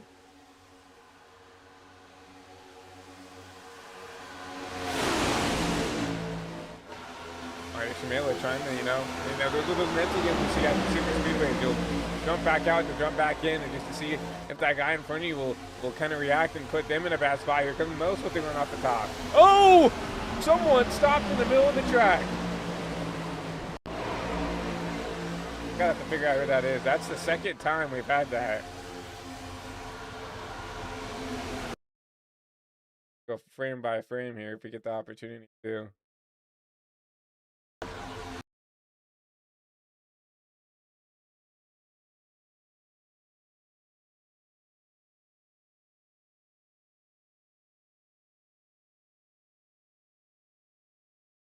Right there. Who is that?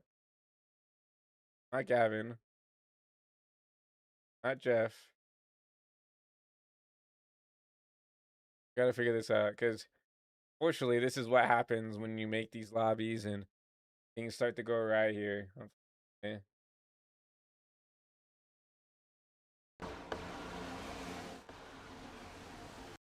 Fortunately, I don't think we're gonna be able to see it, but that's terrible. Sorry, that's lame.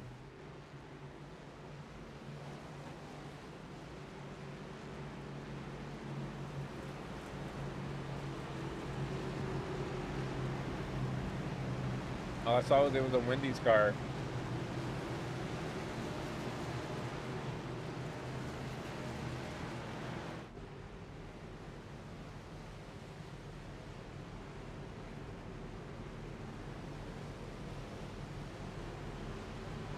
Fortunately, I think Gavin Austin got involved in that one.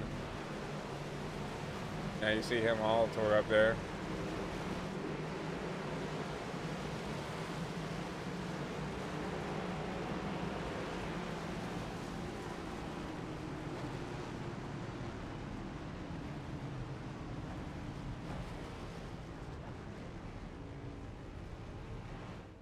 National wave here with 14 to go.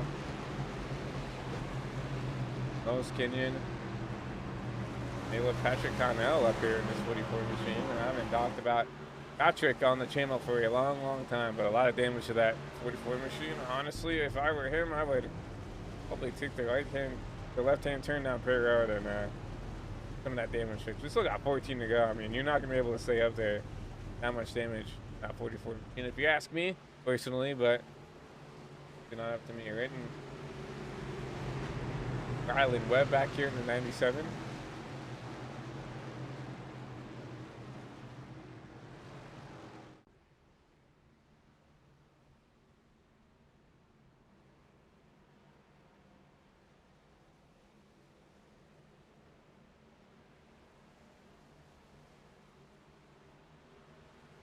Go and talk to Demos up here in the booth. Demos, it's Christian up here. You got a copy? Sir, yes, sir. Well, definitely an interesting race here. Obviously, that caution a little bit different, if you want to call it. But how's the race been up there so far? It's been fun. It's been a challenge. I'm really enjoying the bumpy characteristics of this, configuration of Daytona. I think it's made for a super fun race. Yeah, I think it's been a lot of fun so far. Unfortunately, we've had a big wreck early in the race, and then we had the LePage right there. But still got some more racing to go, and I think we're starting to kind of thin out the herd, and I think we'll have some fun racing up here. I mean, we still got what looks like 24 strong here in the race. Trying to get back up to speed here, so I'm still very, enthusiastic to see what you guys can do. Obviously, we still have, a lot of drivers we're used to seeing up here on the channel, up here racing up front. So, just to see what they can do. Yep. We'll drag you back down, and good luck the rest of the way. Thank you, Christian.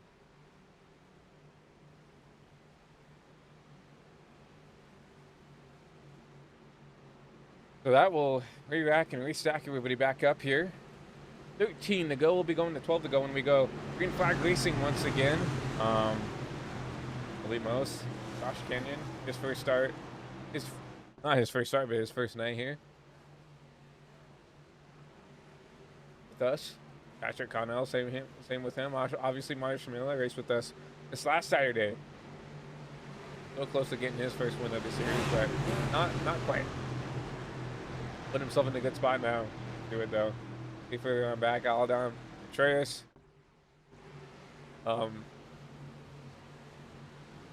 Methodically rigging his. When he back up to the front as well as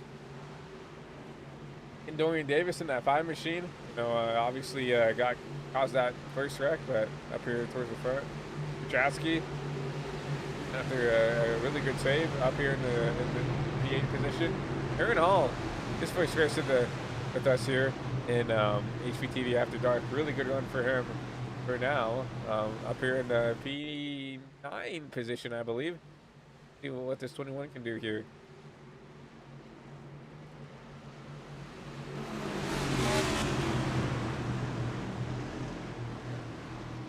Lights are off on the pace car. We'll get ready to be going back green here. As you'll see the pace car take the hard left turn down pit road one more time.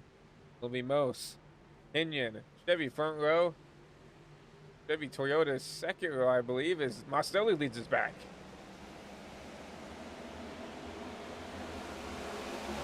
A really good jump by Mose. Really good jump by Shamela. Josh Kenyon. Let me get back in line here. He will. He'll be back to the third line. Here comes the 97 and Island Webb. That 97 Chase Bank machine. Oh, damn good trails. There's Patrick Connell. Here comes Jeff Ruchatsky. And they're separating themselves from the pack here. See further back. Fred Anderson in that black scheme up top there, I believe. That 94, I believe is what it says. Yeah, the 94, that black and pink scheme up there inside the top 10. Here comes Aaron Hall in the 9th place position. Gonna run that bottom lane. Really tight race in there. 3 and 4 wide, there they go in the back. Caution will wave once again. I don't know where that really started with. I see Jeff Ruchatsky around back here. Not sure where that all started, but we'll take a look at it here on the replay.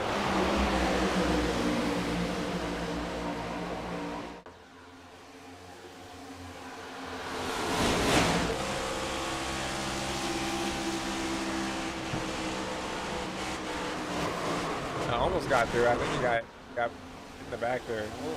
Let's see if we can find Mario Shamela. It looks like he was also kind of one of the instigators here. We'll see if we can find Shamela here and see what happened with this 8 machine.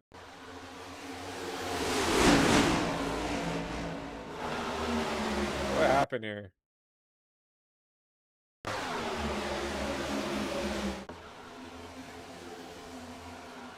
Oh, looks like Aaron Hall just barely makes a little bit of contact with the 8, and it kind of just gets him kind of all woed up there.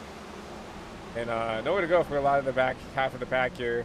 And they will start the tumble and try to save themselves. Wow, Gavin Austin. What a draft to him. Let's go on board with Gavin here as well, see what he saw.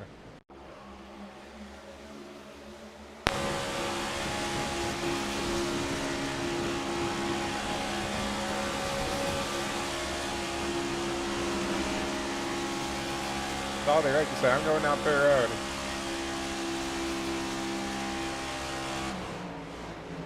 Flying down Fair Road. Holy moly. Was up in front of the 21 of Hall. Holy moly.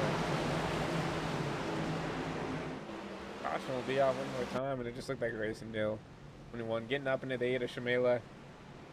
And I know Aaron, he's pretty new to the sim, and you know, he'll learn those tendencies of what to do in those situations. But I'm glad to have him here. You know, I've known him for a long time, and I'm never gonna tell someone you're not good enough to race in here or something like that. So he belongs here just as much as Mosteller and Gavin and you know the PBR guys and the RGR guys and everybody here who races. He's more than welcome to join. So like that, he's up inside the top 10 still after all that happened. After Chatsky back here at 12th, you know, didn't lose a whole lot of ground there. Had to use that fast repair, I presume. No, did not use the fast repair, so not a whole lot of damage for the 5 of Perchatsky. He'll be outside that top 10 looking in now. The rest of the race here as we approach. Under 10 to go here.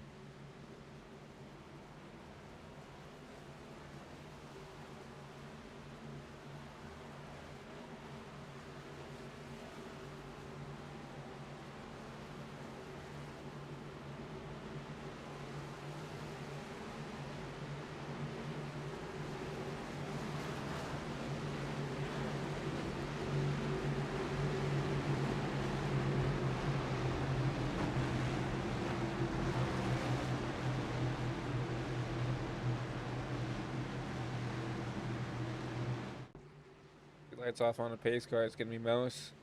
Kenyon once again, that front row. It's a couple times now with Josh leading the top side here as we get ready to go green.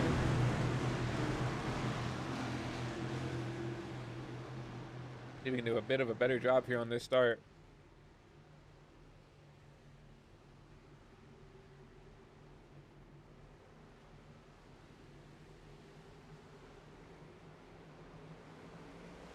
We're back green here from Daytona.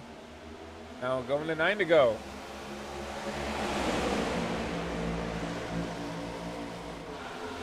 Fortunately, we have lost Finning and Myers, so we got him tonight. But obviously, he said he was pretty excited about next race there. Next year, that linear third. We have a custom setup. It's gonna be a lot of fun here. Looking in the next race, and now Josh Kenyon did get that good jump that he needed. He's going to actually lead the race here, going down here in the 3 and 4. Help from Contreras and help from Nori Davis. Contreras going to use that bottom side. Josh might have no help here. Potentially, as everybody on that bottom side is going to come up. Trying to get back to him, but here comes Gavin Austin here on the top side. Oh, Reckon! Mosteller! Austin! The 97. Joshua Wave once again.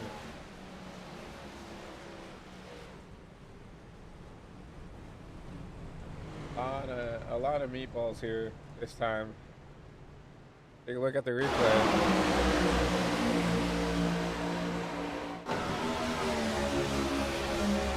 So it was Gavin Austin with a huge run on the 20s. Oh, it was Mose.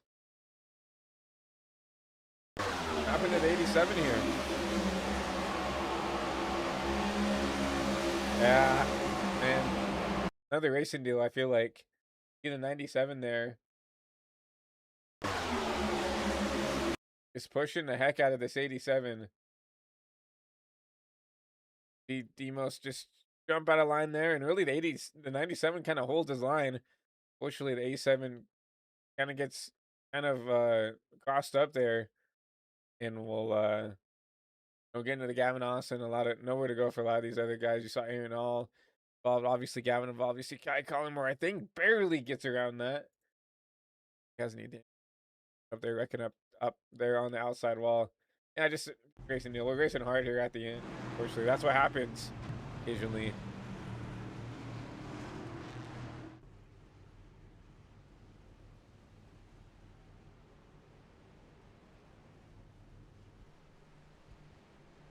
I'm just skinning around the track here. I really am trying to learn these schemes because I want to learn them. I want to memorize these. So when they come back, right, we're gonna have them. I'm gonna at least have them on lock of like, okay, this is who and this is who. And that was Rylan Webb in the 97 in that Chase Bank scheme. And I wouldn't say that was his fault. It just, Demos came up. He held his line. It's not like he came down to race and deal with, if you ask me. So.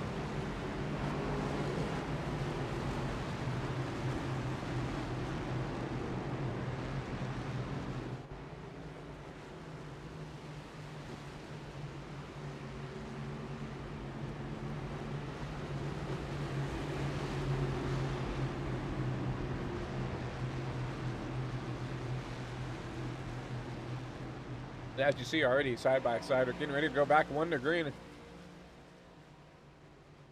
We'll be going back to green with 6 to go now. Hopefully, I'd really love to see these last 6 laps go green. Just have a really good finish at the end. I really do not want to continue to go into overtime every race we have here tonight. Let's try to keep it green here. If the drivers are listening here on the broadcast, I doubt it. At the live viewership chat, but it is what it is.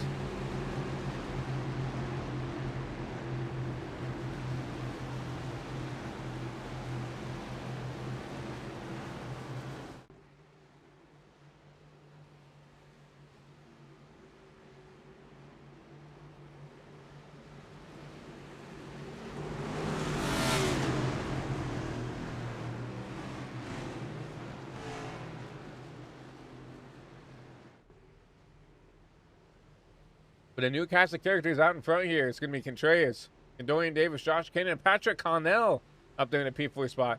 We get ready to go back green. 6 to go here from Legacy Daytona.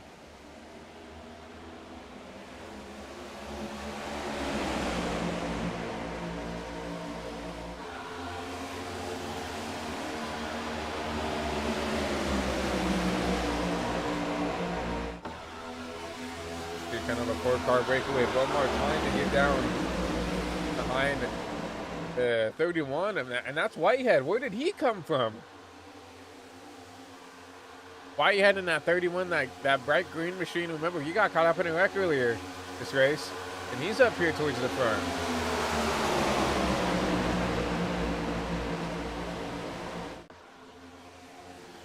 The top line starts to turn. James Bomar trying to lead that top side. We saw Lane Sanders, I believe that was, try to peek down, try to make something happen. Bomar with a good block here as we get ready to go. 5 to go from Daytona. Bomar, Sanders, Kai Collymore with that top 3. Lane with the push from the 39. He's actually going to go out there and lead that line. Here comes Patrick Gray Connell. Here comes now Sean Rogan to split out that 44. Now we're going to have to push that 86 now. 3 wide here with help from his teammate. Here comes Wilkerson alongside Sean Rowe. Wilkerson and Sean Rowe should and will clear the 39. They'll be the 1-2 position coming down here in the 3 and 4.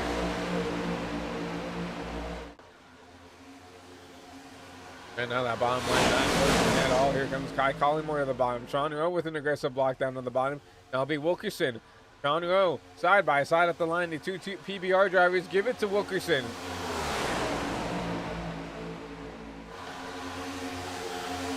Lane Sanders trying to do everything. Oh, Lane Sanders in that outside wall. Oh, Lane Sanders contact with Carter Kingsley there in the 55. He keeps it up there. Tell the aggressiveness is picking up more and more through every corner. Spin in the back, we'll keep it green. I think that's Patrick Connell, maybe. No, someone got spun back there. They're going up to the battle for the lead here. It's going to be those two PBR drivers, Omar Wilkerson, trying to lead this back here, but here comes Carter Kingsley in the 55 Colby's machine. Sean Rowe going to go to his outside. Now here comes Kai Collymore to his inside. Here's Carter 3 middle, and he's going to get put in the sucker hole.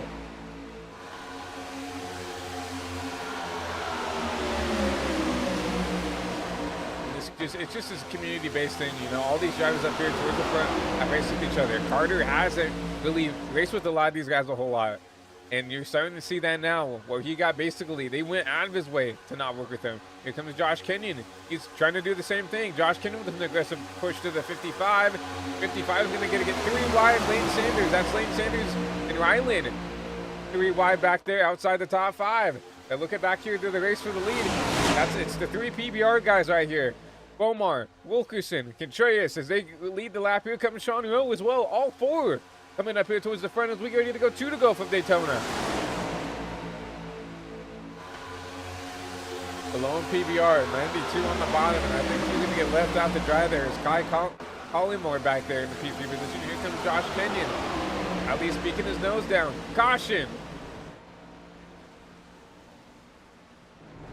Carter Kingsley involved. It looks like the 97 of Ryland again involved. Jeff Berchaski spinning down here. Oh, keep it off the wall, Jeff. He does. What a save. We didn't even see this track. We'll go back and see what happened.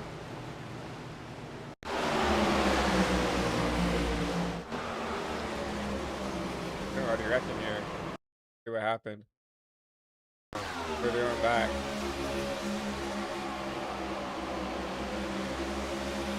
Yeah, that was super weird. Oh wow, what is this net code? Look at the 55 and Jeff Berchaski in the 5 here. Look how bad the net code is right here. Man, that's terrible. Yeah, it's really bad. See the 2-5 machines probably make contact here. Dorian Davis up into the 5 of Jeff Berchatsky. It's something I honestly, this is what I like about these open lobbies. Is you'll see like 2 different renditions of like the same number, the same scheme. Obviously, I'm going to assume that both drivers are fans of Larson, and that's why they use that number. Dorian, and then obviously I know Jeff is. Jeff is a pretty big Larson fan. Obviously, Larson, California driver. Jeff, grew up in San Diego. Kind of makes sense that would happen. But yeah, it just looked like weird contact between one driver to Jeff. Jeff came down on the Carter. Carter got on the apron. Nowhere to go for the rest of the field behind.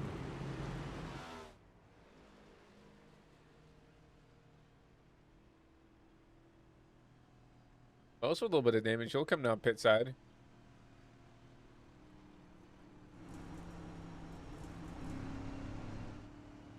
An angle on this car that will show us that front damage, but I don't see any. Have it. We do just go to the obvious. Your chase shot is Mostelli out of the car. He's not parking it for the race.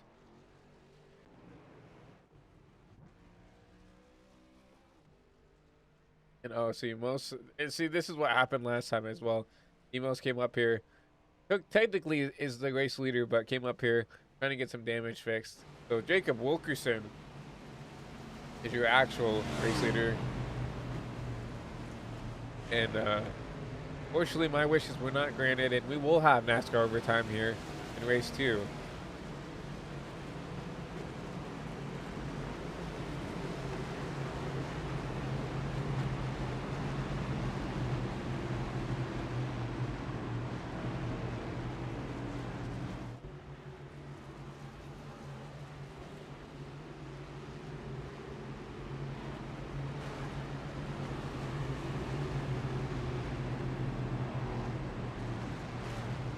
It's like Bomar and Lane Sanders not happy with each other up here in the chat. Who's going to?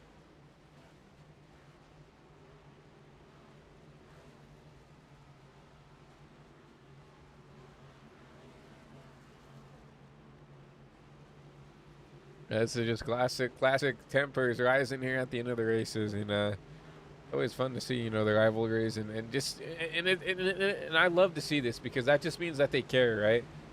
They're not here to just show up and troll and have fun. I mean, they're here to have fun. They're here to race, right? And I love to see that they're you know here to race and have fun and be competitive about it. They care, right, about winning here at Daytona for race too, and it means a lot. It does.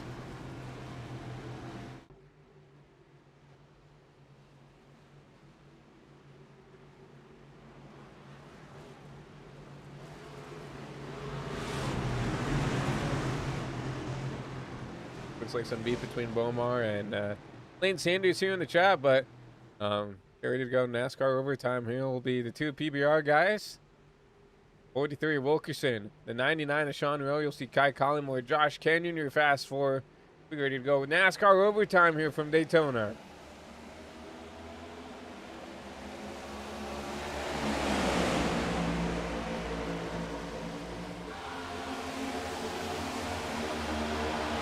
Good jump on. Now it's who does he block? Does he block the top lane and get help from his teammate, the 99, or does he go down to the bottom? Or he can help his other, you know, teammate in the 92, Contreras. Right now that bottom lane not working at all whatsoever. Now Sean Rowe trying to get up here. Now Contreras gets up. Kai Collymore. Here comes Jeff Puchatsky down on the bottom. No help for the 5 machine though. He wants the chance. He's going to have to probably get back up here if he has room. Come out of turn 3 and 4 for the penultimate time. We'll hit the white flag. And Jacob Wilkerson, another good spot as we hit 1 to go here from Daytona. We've seen this before. PBR 1-2. When will they, you know, back out and try to? Obviously, you know, they're going to work with each other. Oh, the 34. Contact with the 92, and they're going to wreck in the back.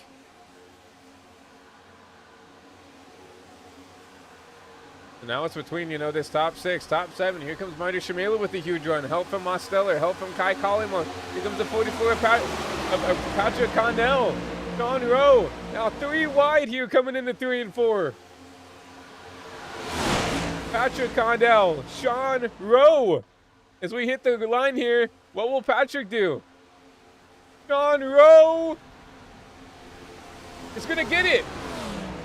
We missed the finish, but Sean Rowe gets it here from race 1.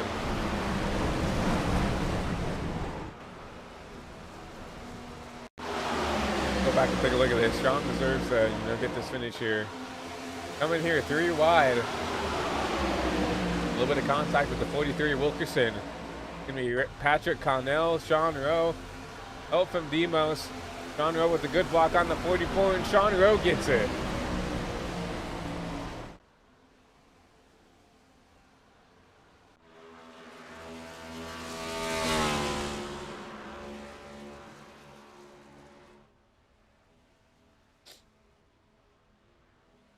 Well, congrats to Sean Rowe, his first win in HVTV After Dark. It didn't take him long.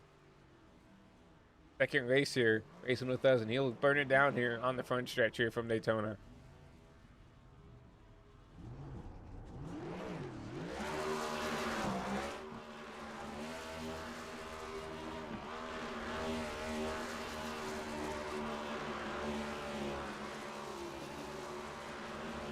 Ooh. Rylan giving him a little congratulatory bump, I guess.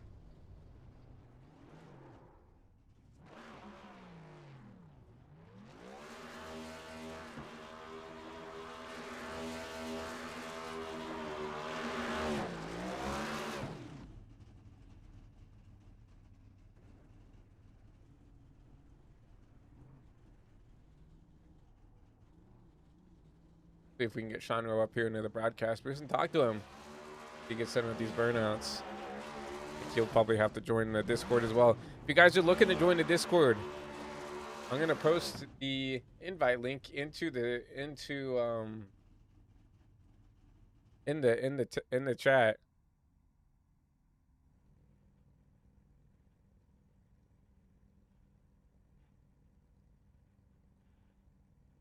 Do that just so I know that I'm not inviting anybody to broadcast booth. Go ahead and post us in the chat here if you guys are looking to, join the Discord server, hang out with some people, have a good time.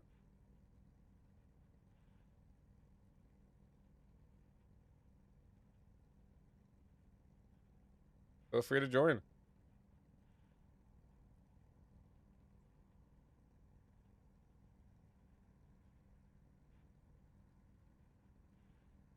As we wait on to see if Sean Rowe wants to join us tonight, we'll go ahead and take a look at your, I would say, top 20 results. I don't think it's worth um looking at, a lot of the drivers who didn't finish tonight. But Sean Rowe, Mosteller, Shamela, Josh Canyon, Patrick Connell, Mason Lidke, Carter Kingsley, Fred Anderson, Jeff Prochaski, Jacob Wilkerson, your top 10. Kai Collymore, Aladem Contreras, Ryland Webb, and Kendorian Davis. Really the last of the drivers finishing out tonight. Obviously, Lane Sanders and James Bowman we saw had a little bit of a head button to chat here. Wait, the rest of the field out early here. You see Aaron Hall back there in 22nd. Third to Gavin Austin. The rest of the field race here in race 2 here from Daytona.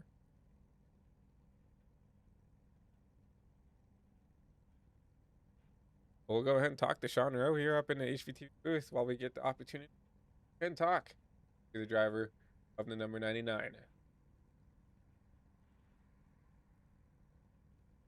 Sean Rowe, it's Christian up here in the booth. Got a copy? Yes, I do.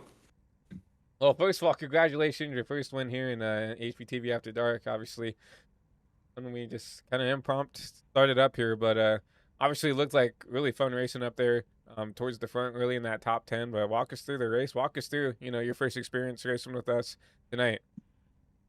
Yeah, this night's been amazing. Just had some of the best top tier racing. Crashed a lot in this race. I don't know how I was even in the top 5 at the end, but it's been fun.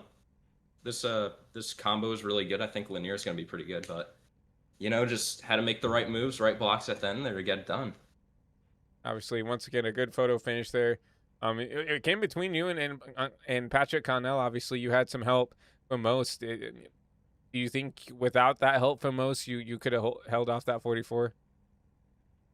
I think Patrick would have got me if I didn't get the push from Daniel the Mosteller.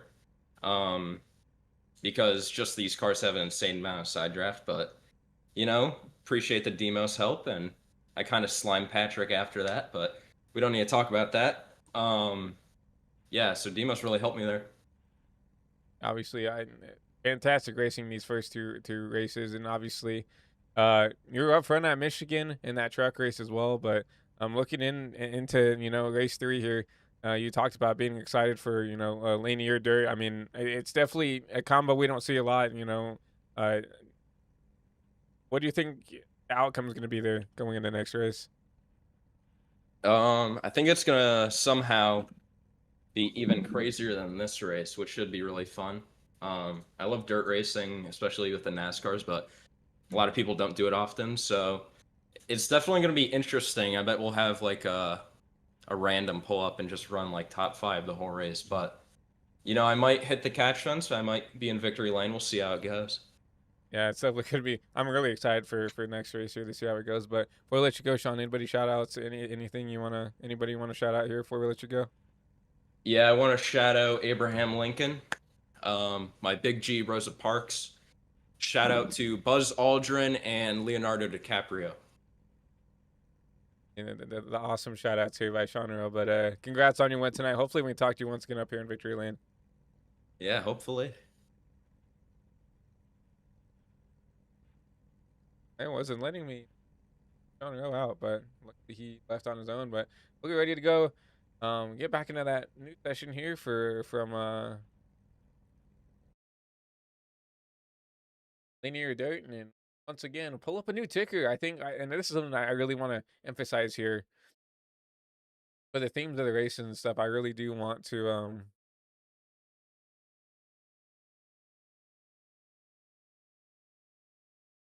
kind of have these theme tickers, and we will show you. It's gonna be a surprise, obviously. I don't want to just give it away right now, but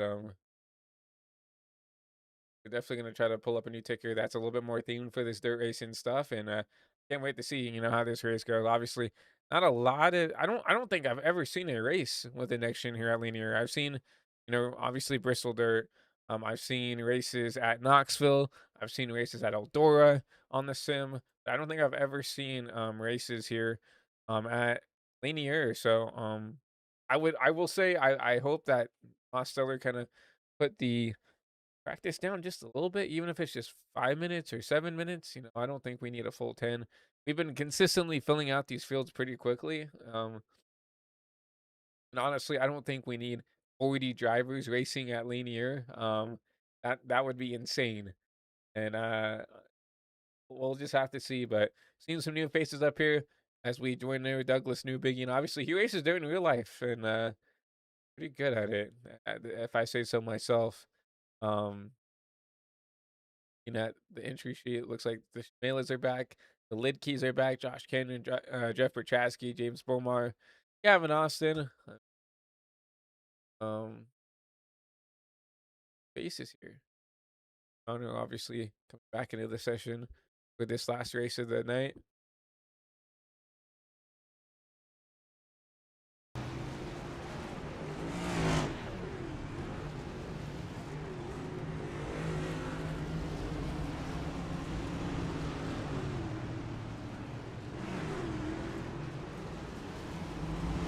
We'll take you up here and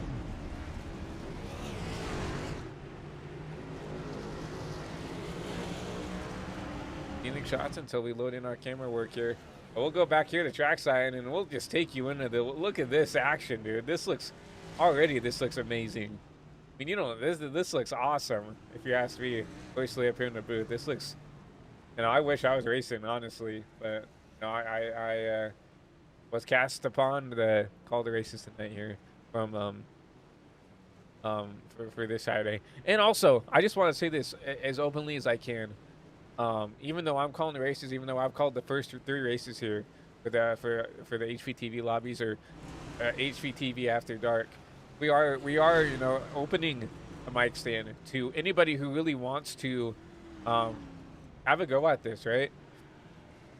This is a community-based thing, and we wanted to open it up to the community. So if you want to come up and call a race and be a part of the broadcast, we are more than happy, as long as you just don't be an idiot up here in the booth. Obviously, that's all we ask. Just have fun while you're up here, right? You never know, that might lead to opportunities for you to do some paid work for the network. If you really enjoy it and really want to come up and continue to do it, you're more than welcome to add some more talent to the booth. And like I said, you'll never know if you like it until you try it.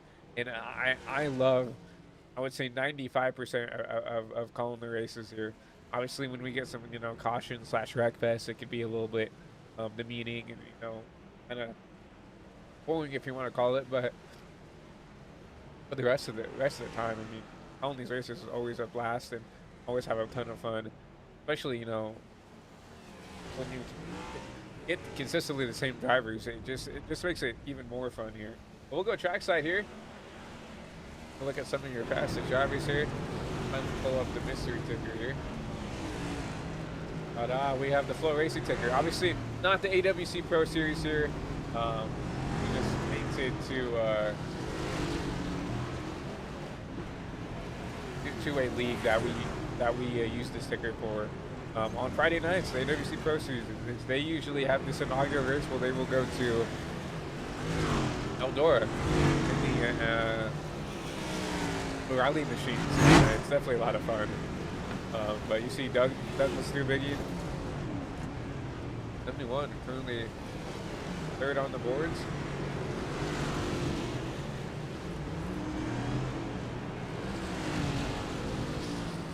I'm super excited to see how this turns out. This looks like a ton of fun.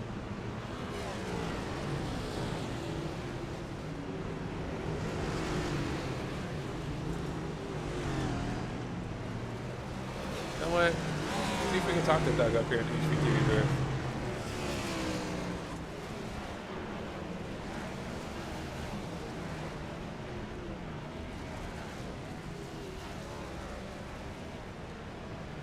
Hey Doug, it's Christian up here in the booth. You got a copy? Hi, Christian. Hello. Hello, hello, hello. Well, obviously, I mean, this looks awesome up here in the booth. To just look at you guys running laps here already, but no, obviously you're kind of the token dirt guy, at least in my mind. Walk us through this track. You know, it's a pretty fun track. I do gotta say, I definitely enjoy driving out in iRacing. Gonna be pretty multi-groove here, I feel like, with these cars. I'm noticing kind of like everyone I'm seeing is kind of run the top. I think I found something on the bottom, but I don't kind of want to show it yet. Yeah, I think it'll go pretty good. Hoping the track state kind of like this is really gonna make it so there's multi-groove here, which I'm gonna be pretty excited for. Yeah, second gear here though. That's what everyone's been running. It seems like that's gonna be the fastest way. Maybe when it gets like super destroyed the track, it might be third gear just to try to save, but we'll see. Now we're seeing kind of multi-group racing now on the track that now that you mentioned it in. Obviously, I mean, I don't think I've ever seen a next-gen race here. I haven't. Yeah, it's definitely going to be interesting to see how this all plays out. Yeah, I think it'll be pretty good. There definitely will be some separation, I think, pretty quick. Believe it or not. Yeah, but, I definitely agree, because I guarantee you're going to have some guys who probably put a little bit more time onto the dirt here that kind of know what they're doing versus the people who are just coming up the race, right? Which is perfectly okay. But talking about qualifying, I mean, I feel like that's going to be pretty big here with how.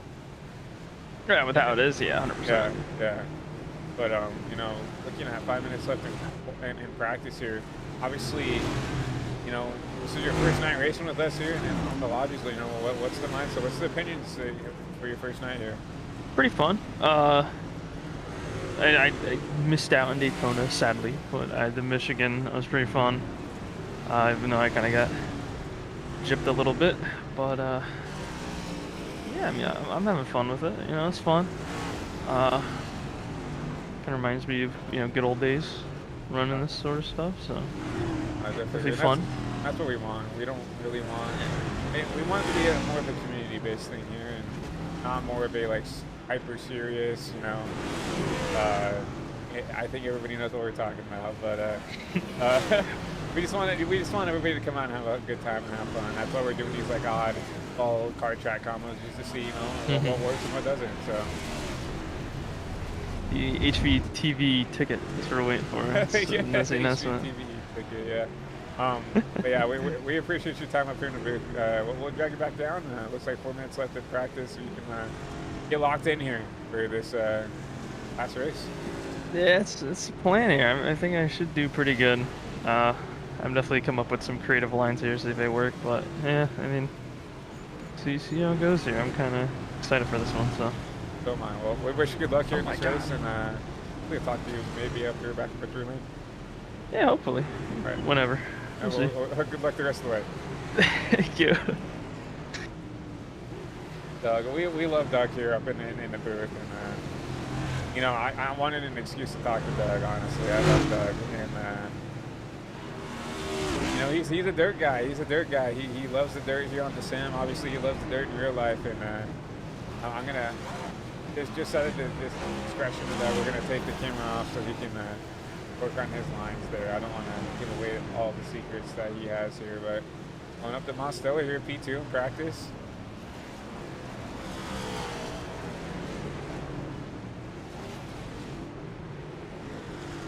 And we know wherever we go, Most is going to be pretty competitive. He can just get in whatever he, for the most part, he can just get in whatever he wants. For the most part, be pretty fast, right? But Gavin Austin, not surprised to see him top the boards. He is uniquely fast at these weird car track combos. You know, he reminds me of kind of a Marty Shimela, where he's just OP at these like weird, for no reason, car track combos. You know, you look at Marty Shimela, he's like OP at like Pickup Cup at Lumpy Tona. He's won so many races there. Whether it wasn't, you know, in our Night America or asphalting or whatever, he has the knack for the Pickup Cup truck. So Gavin, he's always been good at these like weird oddball car track combos. So I'm not surprised to see him top of the boards here. as we get ready to count down here in qualifying. And I'm interested to see what qualifying is going to be like. And oh my God, huge hit to the outside wall there. I didn't know it was the 88. Mason Lidkey, huge hit. Some new faces out here. The 21, Roger Stevenson. No, he's fifth in practice, and we talked about it with Sean Rowe. There's probably going to be some guys who just come out here and are just like good for no reason. I think this might be the 21's wheelhouse here. Back out here, Sean Rowe, P7. New scheme for Sean Rowe here this race. Spy it. Spilt. I'm gonna assume it's Spilt because it's a drink company. It could be Spy It. If someone wants to correct me up in the chat, I'm gonna guess it's Spilt because it's a drink company. You see Josh Kenyon making contact with the 99 there. Finnegan Myers back out here. 00 Battleborn scheme. Obviously not the race he wanted at Daytona. Ended up calling it a race early. This track looks super racy, dude. This looks really cool. And I hope that we can continue to, you know, if anything, I want us to be known for these weird oddball combos on the channel that no one's willing to do, right? And we'll have to live and learn. You know, we might have a couple combos that aren't good and are going to race terribly, and we'll just have to live through those growing pains. But I mean, I think we hit the mark here at Lake Dirt. We were going to get a Bristol Dirt, but we were concerned about, you know, drivers having to track and stuff like that. So we said, hey, why not go to a free track that we have here? And luckily, someone had a setup here that we're using tonight here for the race. So we appreciate the set. I think it was from Jacob Quill, I think. I'll have to go up and see if we can find it, because I do want to give a shout out to, yes, Jacob Quill with the Linear Dirt set. So thank you, Jacob, for the set. It's definitely going to add to the funness here tonight. I wish Jacob was racing tonight here, but oh, he is racing. He's third in practice. I need to learn how to read. I think Quill comes up into the podium spot here as we get ready to count down qualifying. I mean, get down into qualifying. Well, figure out who's going to be the first fastest driver to come out here on track. We're going to start qualifying. This track looks like it's going to be a lot of fun to call, even more fun to race. So, Carter Kingsley, like he's one of the first drivers out on track. And forgive us, if anything, this is a free promo for Jake and all the AWC Pro Series guys. We usually use this ticker for only exclusively for one race because we don't really call a lot of short track stuff. So obviously we call their stuff on Friday nights, and we just have it painted for when we're ready for that. Carter Kingsley on his first lap into the outside wall. I believe they might have 2 laps. I'm unsure. So 5 minutes. Oh, up at the outside wall again. That's a one and done for Carter.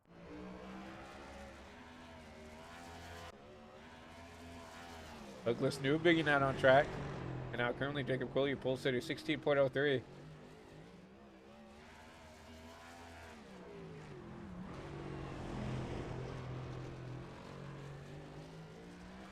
That's a really nice looking scheme that Doug has. That's part of the reason why I was showing that car. Very sleek looking car. I like that car. Now Doug, P4. Got one more lap.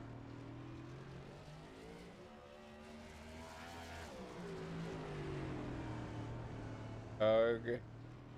Not improve on that first time.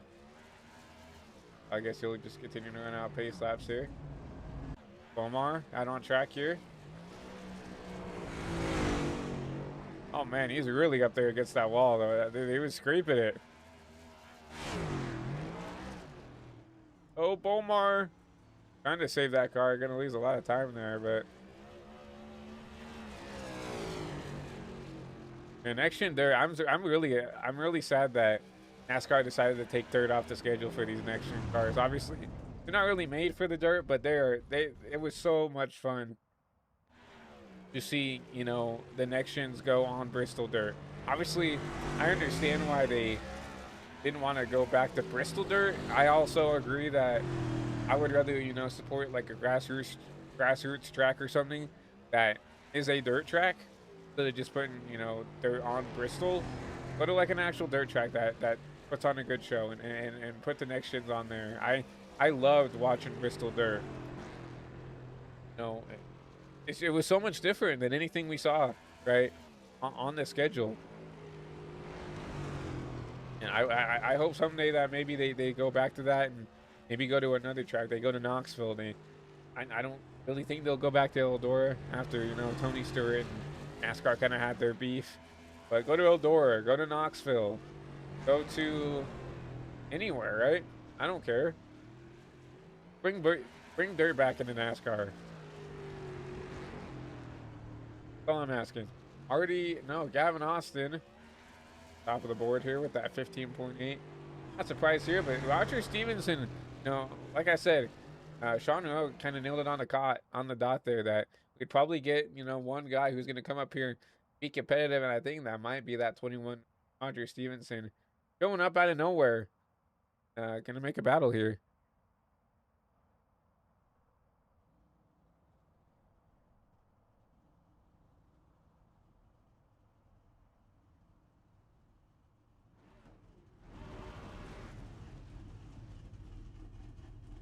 We'll go ahead and get your starting lineup here for the for this linear dirt race here. Our last race of the night here, but gonna be very interesting to see how it calls. We see Gavin Austin there in row 1 alongside Roger Stevenson in that 21 machine. Sean Rowe, Daniel Mostelli on that row 2. Jacob Quill, Bryce Fish back there in P6. Douglas Newbigin will start P7 in that number 7 machine alongside Sam Alman in the 24. Chase Smith in the 34 alongside Aldam Contreras. Running out the top 5, the top 10. Running out row 6 right there. Going to be Finnegan Myers and Marty Shamela. Great machine. Going to look back here. Harrison Whitehead, race 1 winner. Josh Kenyon back there in the P27, and then in the 27 machine back there in P14. James Bomar, James Kersey in that 29 around that row 8. Janet Johnson alongside Mason Lidke back there in row 9, and Jeff Berchatsky, Carter Kingsley, the last people to qualify here. We'll round out the top 20. Rest of the field tonight, decide not to set a lap. Michael Good, Aaron Hall, Jane McGowan, Trevor Patterson, Aaron Martin, and Roderick Kemp rounding out the field for tonight's race.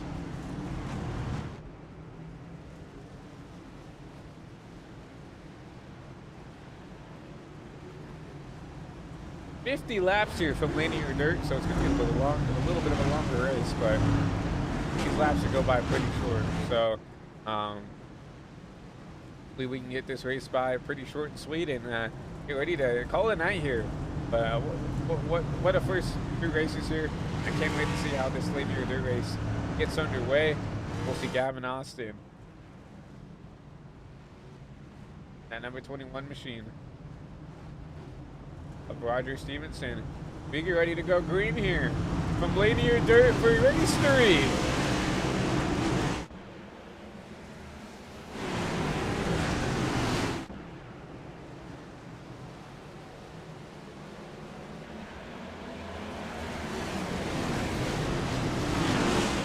So already a little bit of contact further on back. You already see the 21, Roger Stevenson taking the house to the number 2 of Gavin Austin. And you can already tell this guy knows what he's doing here on these dirt tracks. Gonna try to get around the number 2, Gavin Austin. Give it to the 21, a little bit of contact with the 2. Lots of car control, but further on back, Mosteller, Doug Newbig, and Jacob Quill further back here in the 5 machine. It's gonna be hard to catch all the action. There's wrecking in front of the leaders. Carter Kingsley around.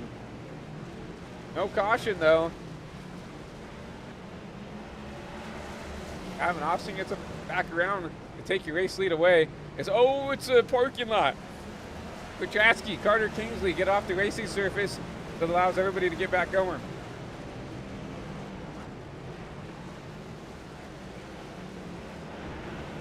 Stevenson. He's really able to drive it down deep into the corner, but Gavin Austin a little bit better on the exits. Gavin up here in the lead. Stevenson not really letting him get away.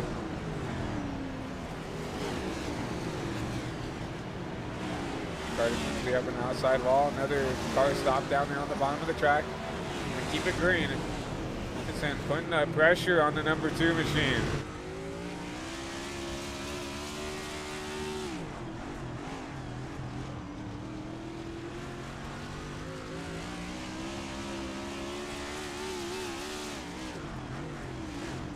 Contact, and around will go the 21. No caution still. I don't know if they're just not going to throw cautions or what, but Gavin to the lead. Stellar further on back here. But Gavin going to have to negotiate around some of these lap cars. This is what I was afraid might happen. I mean, this looks pretty tough. It looks fun, but it looks tough. So we'll see if Gavin can navigate through this lap traffic. And have to try to get around and to get Myers in that 0-0.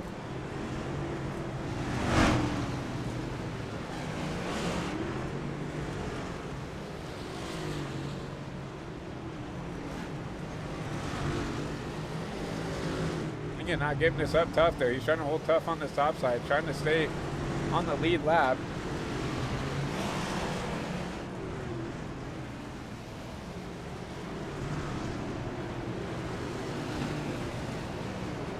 If anything, if I'm fitting it, I'm going to sit back behind this dude and learn what he's doing. Going back on Stellar back here in P2, trying to navigate through this lap traffic, but here comes Doug Dubicki. Here comes Douglas. He's driven his way up inside the top 3. Jacob Quill right there on that outside, gripping the top.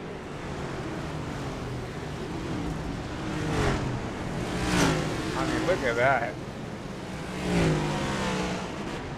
Doug, remember, he said in the practice he thought he found something on this bottom lane that was faster.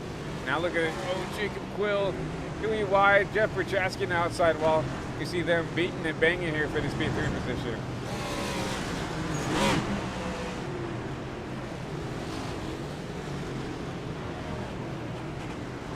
Oh, wow, Jacob Quill. I got sent by that lap car. The 19. Of Jared Bennett Johnson.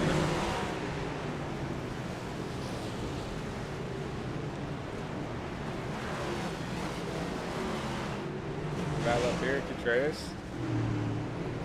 Oh, is there a record up here towards the middle of the pack? Now once again. Alden Contreras gets around here. Roger Stevenson starting to drive his way back to the field.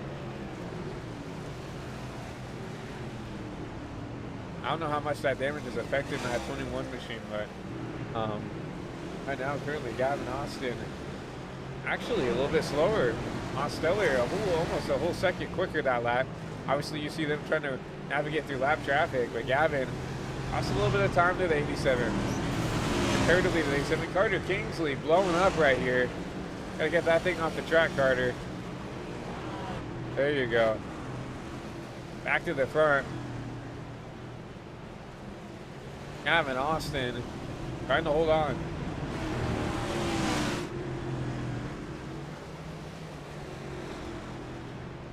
He must have found something though.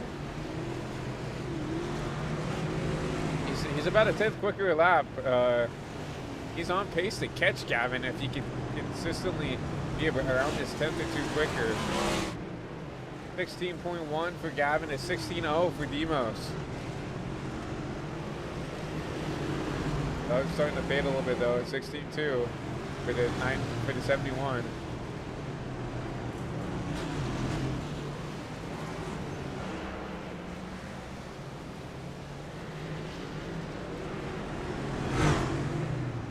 I'm on board with the interior.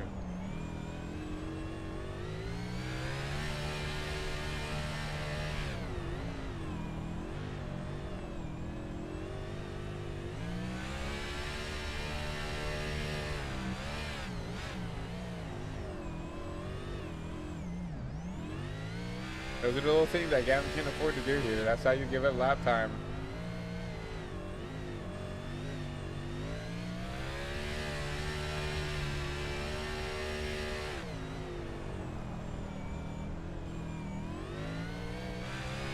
That should be a pretty good lap for the two right there.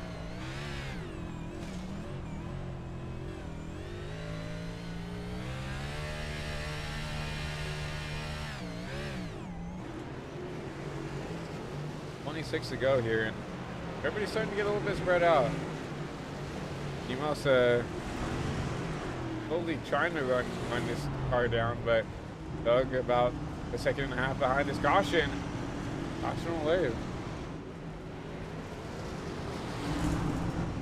I think this is maybe like a halfway caution. I wasn't told if we were getting cautions or not, but that makes sense. A little halfway caution here from Lanier, and we'll stack everybody back up.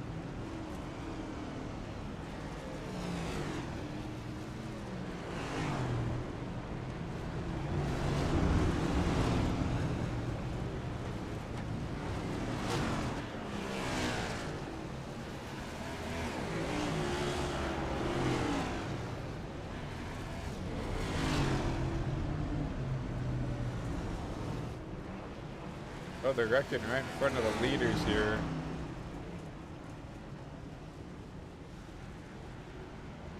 Basky get some of his laps back.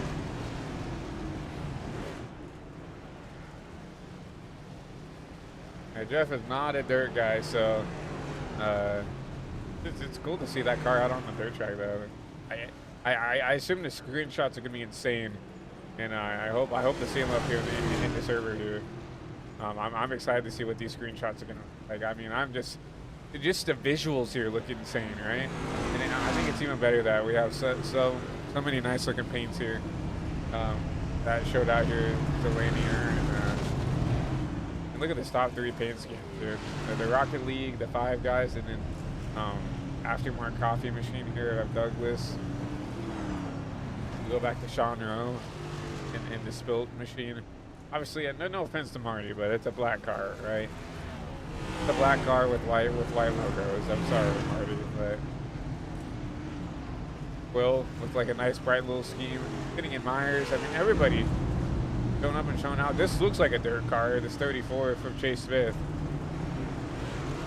Roger Stevenson, like the plane. Like this is like you have everything here. Alden Contreras and the M&M's car, but everybody has like a nice scheme tonight. Obviously Jeff, and I love that scheme that Jeff has. Josh Kenyon in the cacti car he's had for so long. Aaron Smith, this is a car, you know, and then obviously Carter Kingsley sitting down pit road there in that. You know, it's a nice looking Clover's car. I can respect it. Obviously out early here. He's just gonna probably sit and spectate this spectacle. I see Carter sitting up in the stands. Remember, he races with VR, so he theoretically could go up there and sit in the stands and watch the race here. But Gavin Austin is back to green after this halfway point. Austin, that Mosteller, new biggie, your top 3. Austin's got to get away quick if he wants to keep this race under control here. That's going to be Doug. Mosteller battling out for the P2 position. Sending it outside wall there. But Doug is really making this inside work. Going to use up the 87 just a little bit. That's fine. Rubman's racing here on dirt. Everything goes. Oh! Will in the back of the 71. Going to slow him up a little bit. Along with these two race side by side, the most going to give Austin an advantage here. See off the back deck lid here. See them all battling out there. This looks insane. Oh, Doug with the slider. Wow, look at that. That's awesome. Oh my gosh.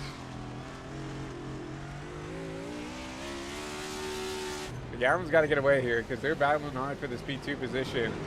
14 to go. Doug, it gets moved a little bit by the 5. A little bit of contact now. Here comes the Mostelli to take advantage. He's going to drive it down here in the turn 1. And the turn 4. This is turn 1. I was right. Will. Up the P2. Does he have something for this number 2 machine? Remember, Quill was the one who gave the set. He might have a little bit of time here with this set. Does he have something for Gavin Austin?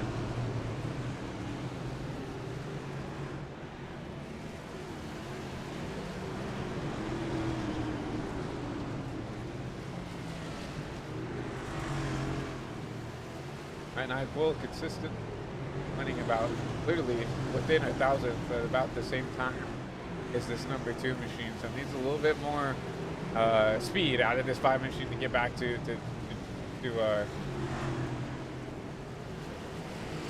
Gavin here. Literally a 5.6 to a 6.5 for Gavin to Jacob Quill here. Gavin last lap about a 10th slower, so 9 to go. He's still there. He's still within striking distance if something were to happen. But Austin trying to pull away.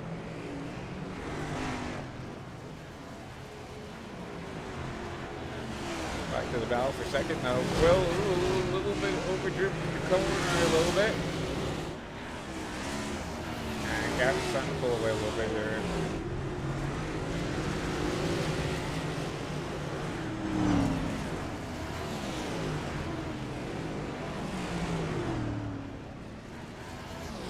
To go here. Quill's got to give everything he's got. Slowly reeling in the 2 though with 5 to go. Not over for this number 5 machine quite yet. And 2's going to get held up by this lap car. Mason Lidke holds up that 2 machine. Here comes the 5 of Jacob Quill.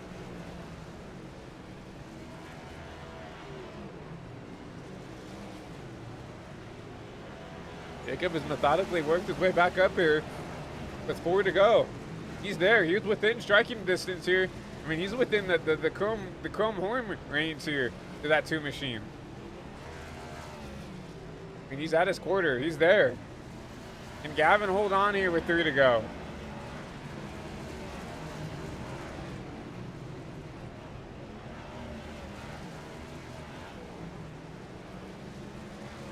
Gavin driving it in a little bit deeper in the corners. He's going to try to have to hold on 2 to go from Lanier. Will just round out that car just a little bit more. He's going to get to the quarter of the 2 machine. Gavin's going to have to drive it in pretty deep here to keep him behind as he will. Keep it planted, keep it out. 1 to go from Lanier. Gavin Austin, Jacob Quill will battle it out for the race win. Jacob Quill at the back end of the 2 once again. Gavin will clear. Now what will Jacob Quill do? Gavin Austin. Jacob Quill at the line. Give it to Gavin Austin.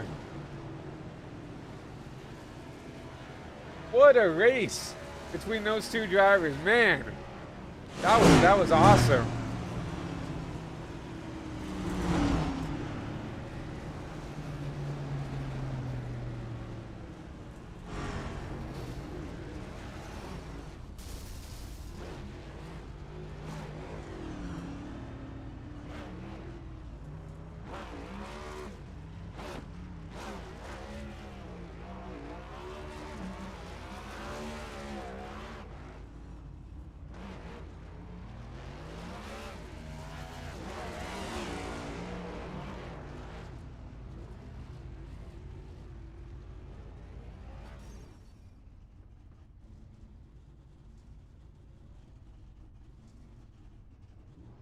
See him continue to attempt to do some donuts here in the dirt.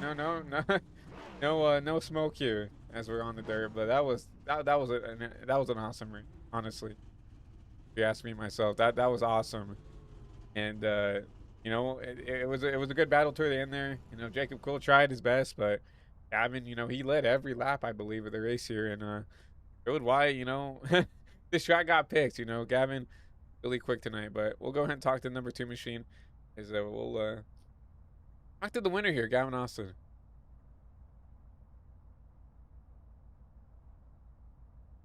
Oh, he's down to the waiting room. Gavin, is Christian up here in the booth? Got a copy? I do. Hey, Christian. Well, congratulations on your second win here, and only the third night here for HVTV After Dark. But what at least up here in the booth, that was an amazing race to call. It was really fun to watch up here. But looking down here and from the driver's helmet, walk us through that race. It was really fun. I really enjoyed it. Before the halfway yellow, though, I had a lap car who spun in on my outside and he pinned the throttle, and he did end up hitting my right rear, and I was crab walking after that. So I had knocked the wheel out, and car was hard to control after that. I managed to get a bit of a gap there. Once we went green, they were battling. I was able to pull away a bit, but then it just once they kind of single filed out, they started to pull me in, and I was just kind of on defense mode, and I was able to defend them. Both Jacob and Demos was there as well. I was able to defend them and secure the victory. But I had a fun race. I wish some people, some of the lappers were just maybe a little bit more aware, because I know some other fast people that were involved in some incidents with some lappers. But other than that, really fun. I think a lot of us learned tonight throughout these last 3 races on how to make these races better, and I really think we can improve them. And a lot of people already enjoy them. They think it's a blast, and they want more races. And well, I think we'll be able to. I honestly think the racing is just gonna get better and better the longer we go, and if we get some more rules going in, and I really think it will improve a bit. But yeah, it was fun. It was fun. Definitely looked like a lot of fun. I'm almost jealous I couldn't race tonight. That looked like a lot of fun down to the race. But yeah, I definitely agree. The more we race and the more we get some more footing underneath us, we can just continue lobbies better. And not for only guys down there on the track and for the admins, but also us up here in the booth and everything all around, right? Because that's all we want to do. I mean, at least what I've been telling people is, we're trying to make this fun. We're not trying to, be super strict about it. We're just here for the community. We're here to just, come out here and race like every Saturday and just have a good time. Yeah, exactly. No, I agree. It's all here to have fun, and I think a lot of people do have fun doing these. So, and yeah, I honestly had a blast. I mean, Michigan, some of the most fun racing I've ever had. I mean, the truck was really fun to drive. It was kind of like pack racing, but it also had to be really easy, because the truck did kind of snap loose at some points. But it was a blast. Daytona was really fun. I had a blast, and when that lap car was sitting on the track, I was just so focused. I was kind of mirror driving, and I kind of got jump scared. I definitely would have had time to react, but I was just looking in my mirror and wasn't really looking in front of me. But other than that, man, I had a blast. I can't wait for the next one. And yeah, thank you, Christian. I mean, obviously none of this would be possible without you. Broadcasting these races, and you're the one I think everybody should be thanking. I mean, it's really all you up here, and I thank you, and obviously Demos as well. I mean, putting up the sessions and stuff, and yeah, it's a heck of a time. The kind words definitely mean, especially for you, Gavin. But yeah, I mean, we're up here to have a good time and give some people some entertainment. But yeah, can't wait to continue this on Saturdays as much as we can. Yeah, congratulations on your win tonight, and 2 for 2 for at least days that we've done this. So congratulations again. Looking forward to next week and the weeks after for some more racing. Yeah, no, thank you, Christian. Have a good rest of the night. Yep, you too. Gavin Austin comes out here with your win for race 3, and I'll say this: I'm super excited just because of this. We had 3 different race winners tonight. We had 3 different different types of races. Obviously, Michigan photo finish as Whitehead beat Mason Massey, an actual, Xfinity O'Reilly Series driver, a Craftsman Truck Series O'Reilly. What was it, 6/1000ths of a second, beat Mason Massey over. And then Sean Rowe barely beaten out, and Patrick Connell help from Daniel Mosteller in the last lap pass there at Daytona. And obviously Gavin Austin, I felt like this was a little bit different, as he kind of dominated this race. He qualified on the pole, kind of kept the lead throughout the whole race, but really entertaining. This was probably the most entertaining race. This was my favorite race of the night.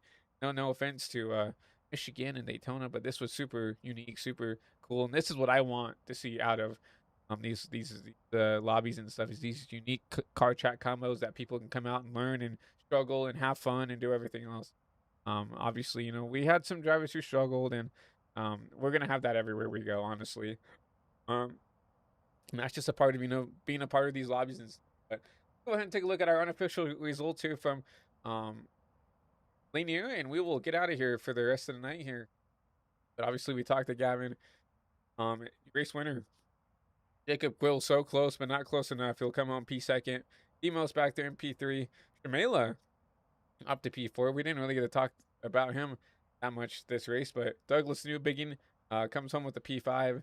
Good run for Doug, But Finnegan Myers P6, he'll come back. I mean, he was almost going to get lapped, and it comes back to a P6 finish. Roger Stevenson looked like might have been the only guy who could have raced Gavin there for the win, but unfortunately got caught up with some lap cars. Sam Hammond back there in P8, and the last car on the lead lap.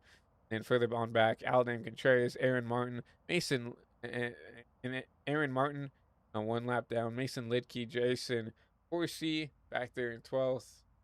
Also 2 laps down alongside Jeff Perchatsky. Sean Rowe 5 laps down, and everybody else 10 plus laps down. Chase Smith, Josh Kenyon, Harrison Whitehead, your first race winner.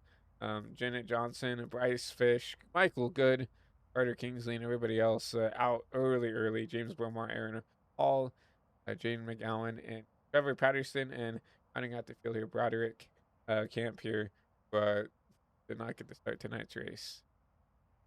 But yeah, such a fun time, such a fun call up here in HVTV booth, and we appreciate everybody for coming out, watching the stuff. Obviously, we'd really like to get the concurrent viewership up here. I mean, we peaked at 14 viewers, and it's not me being upset or anything, but obviously we want people to be here live and interacting with the chat and just wanting to have fun and interact with the chat here. We appreciate everybody for coming out and typing in the live chat though. Speedy Webb, Josh Kenyon, Fairy Tales Motorsports, and Sean Rowe. We appreciate you coming here, just interacting in the live chat. We really appreciate it. William Quick up here in the Twitch chat. William Quick, if you're still watching, I can definitely get you a link to watch it. Twitch.tv. I'd really love to have mods do that consistently, but hopefully you're still watching. Well, I appreciate you at least coming out here. From here on out, once again, my name is Christian Legato, your lead producer, commentator here, and founder of High Velocity TV, and I guess technically High Velocity TV After Dark. Something I want to do a quick PSA. If you guys are interested in wanting to come up here and just call a race up here in the booth, we want to open this up to the community. So even if you've never called a race, as long as you can be cordial, as long as you're having fun, we want people up here to come up here and call a race. I'd love to go down and race a couple races up here in the future, and if we can get some people who can put on the graphics package and kind of do my job, I'm more than welcome to let some people have at it in the booth and just have a good time and try their best to do what I do every night here up in the HVTV broadcasting studio up here in Central Kansas. But so if you guys have any interest, obviously, please join the Discord. That's probably the best way you can get a hold of me. And yeah, just feel free to DM me. Feel free to ping me in the Discord server and ask, if you could be in the booth for a race or two or whatever, right? And obviously, if you really like it, we can even try to incorporate you into some paid gigs, and put a little bit of money in your pocket if you really like it and you really do a good job, and you're going to put in the time and effort to learn how things work here on the network. But if anything, we just want people to have a fun time and feel welcome to do whatever they need to have fun here in these hosted lobbies. So But once again, for everybody here on High Velocity TV, everybody here who works here for HVTV After Dark, it is after dark. I mean, it's midnight there on the East Coast and approaching midnight here in central Kansas, and obviously down the line you can do the math. But we appreciate everybody for coming out. If you wouldn't mind dropping a like on the broadcast, sharing the broadcast with friends and family, and also if you enjoyed any part of the broadcast on it, consider subscribing to the channel. We are really trying to grow out this network and this channel as big as we can, right? Obviously, it's kind of a little team that could, probably like I would say 4 to 10 people, just putting in work to make sure that we're doing the best we can here on the network. So we appreciate, we very very much appreciate any support, any likes, any sharing, anything to help get some more eyeballs on the network. But once again, my name is Christian Delgado, your lead producer and commentator for tonight's race here for race 3 of HVTV After Dark, and we'll be back on the network probably this Thursday for Prestige Cup Series. I'll have to look at the schedule to see what is going on and what isn't, because obviously Easter weekend is this next weekend. So speaking of that, we will not be hosting lobbies this next Saturday, as it is Easter weekend, and I hope that everybody's spending time with friends and family or both, just celebrating Easter, whether you celebrate that or not. Just if anything, take the time, spend time with friends and family, as we'll be off this Saturday, not only for HVTV After Dark, but also for the ISNF Cup Series. And we'll see. I'm not sure if we're going to have races on Thursday and Friday here on the network. We'll have to see. But once again, if you hit that subscribe button and hit the bell notification, you'll be notified anytime we go live, whether it is for HV After Dark or any other leagues that we do here, or, might do some other stuff on the channel down the road. But once again, we appreciate all the love and support, guys, and we hope you guys have a great rest of the Saturday night. Enjoy tomorrow's Cup race from Martinsville Speedway as the NASCAR Cup Series continues to rebound into the regular season, as we get to see what happened. Denny Hamlin on the pole. Interested to see if he can maybe go back to back in that Toyota Camry. But once again, hope everybody has a great rest of the hope everybody has a great rest of their night, and we will see you guys soon.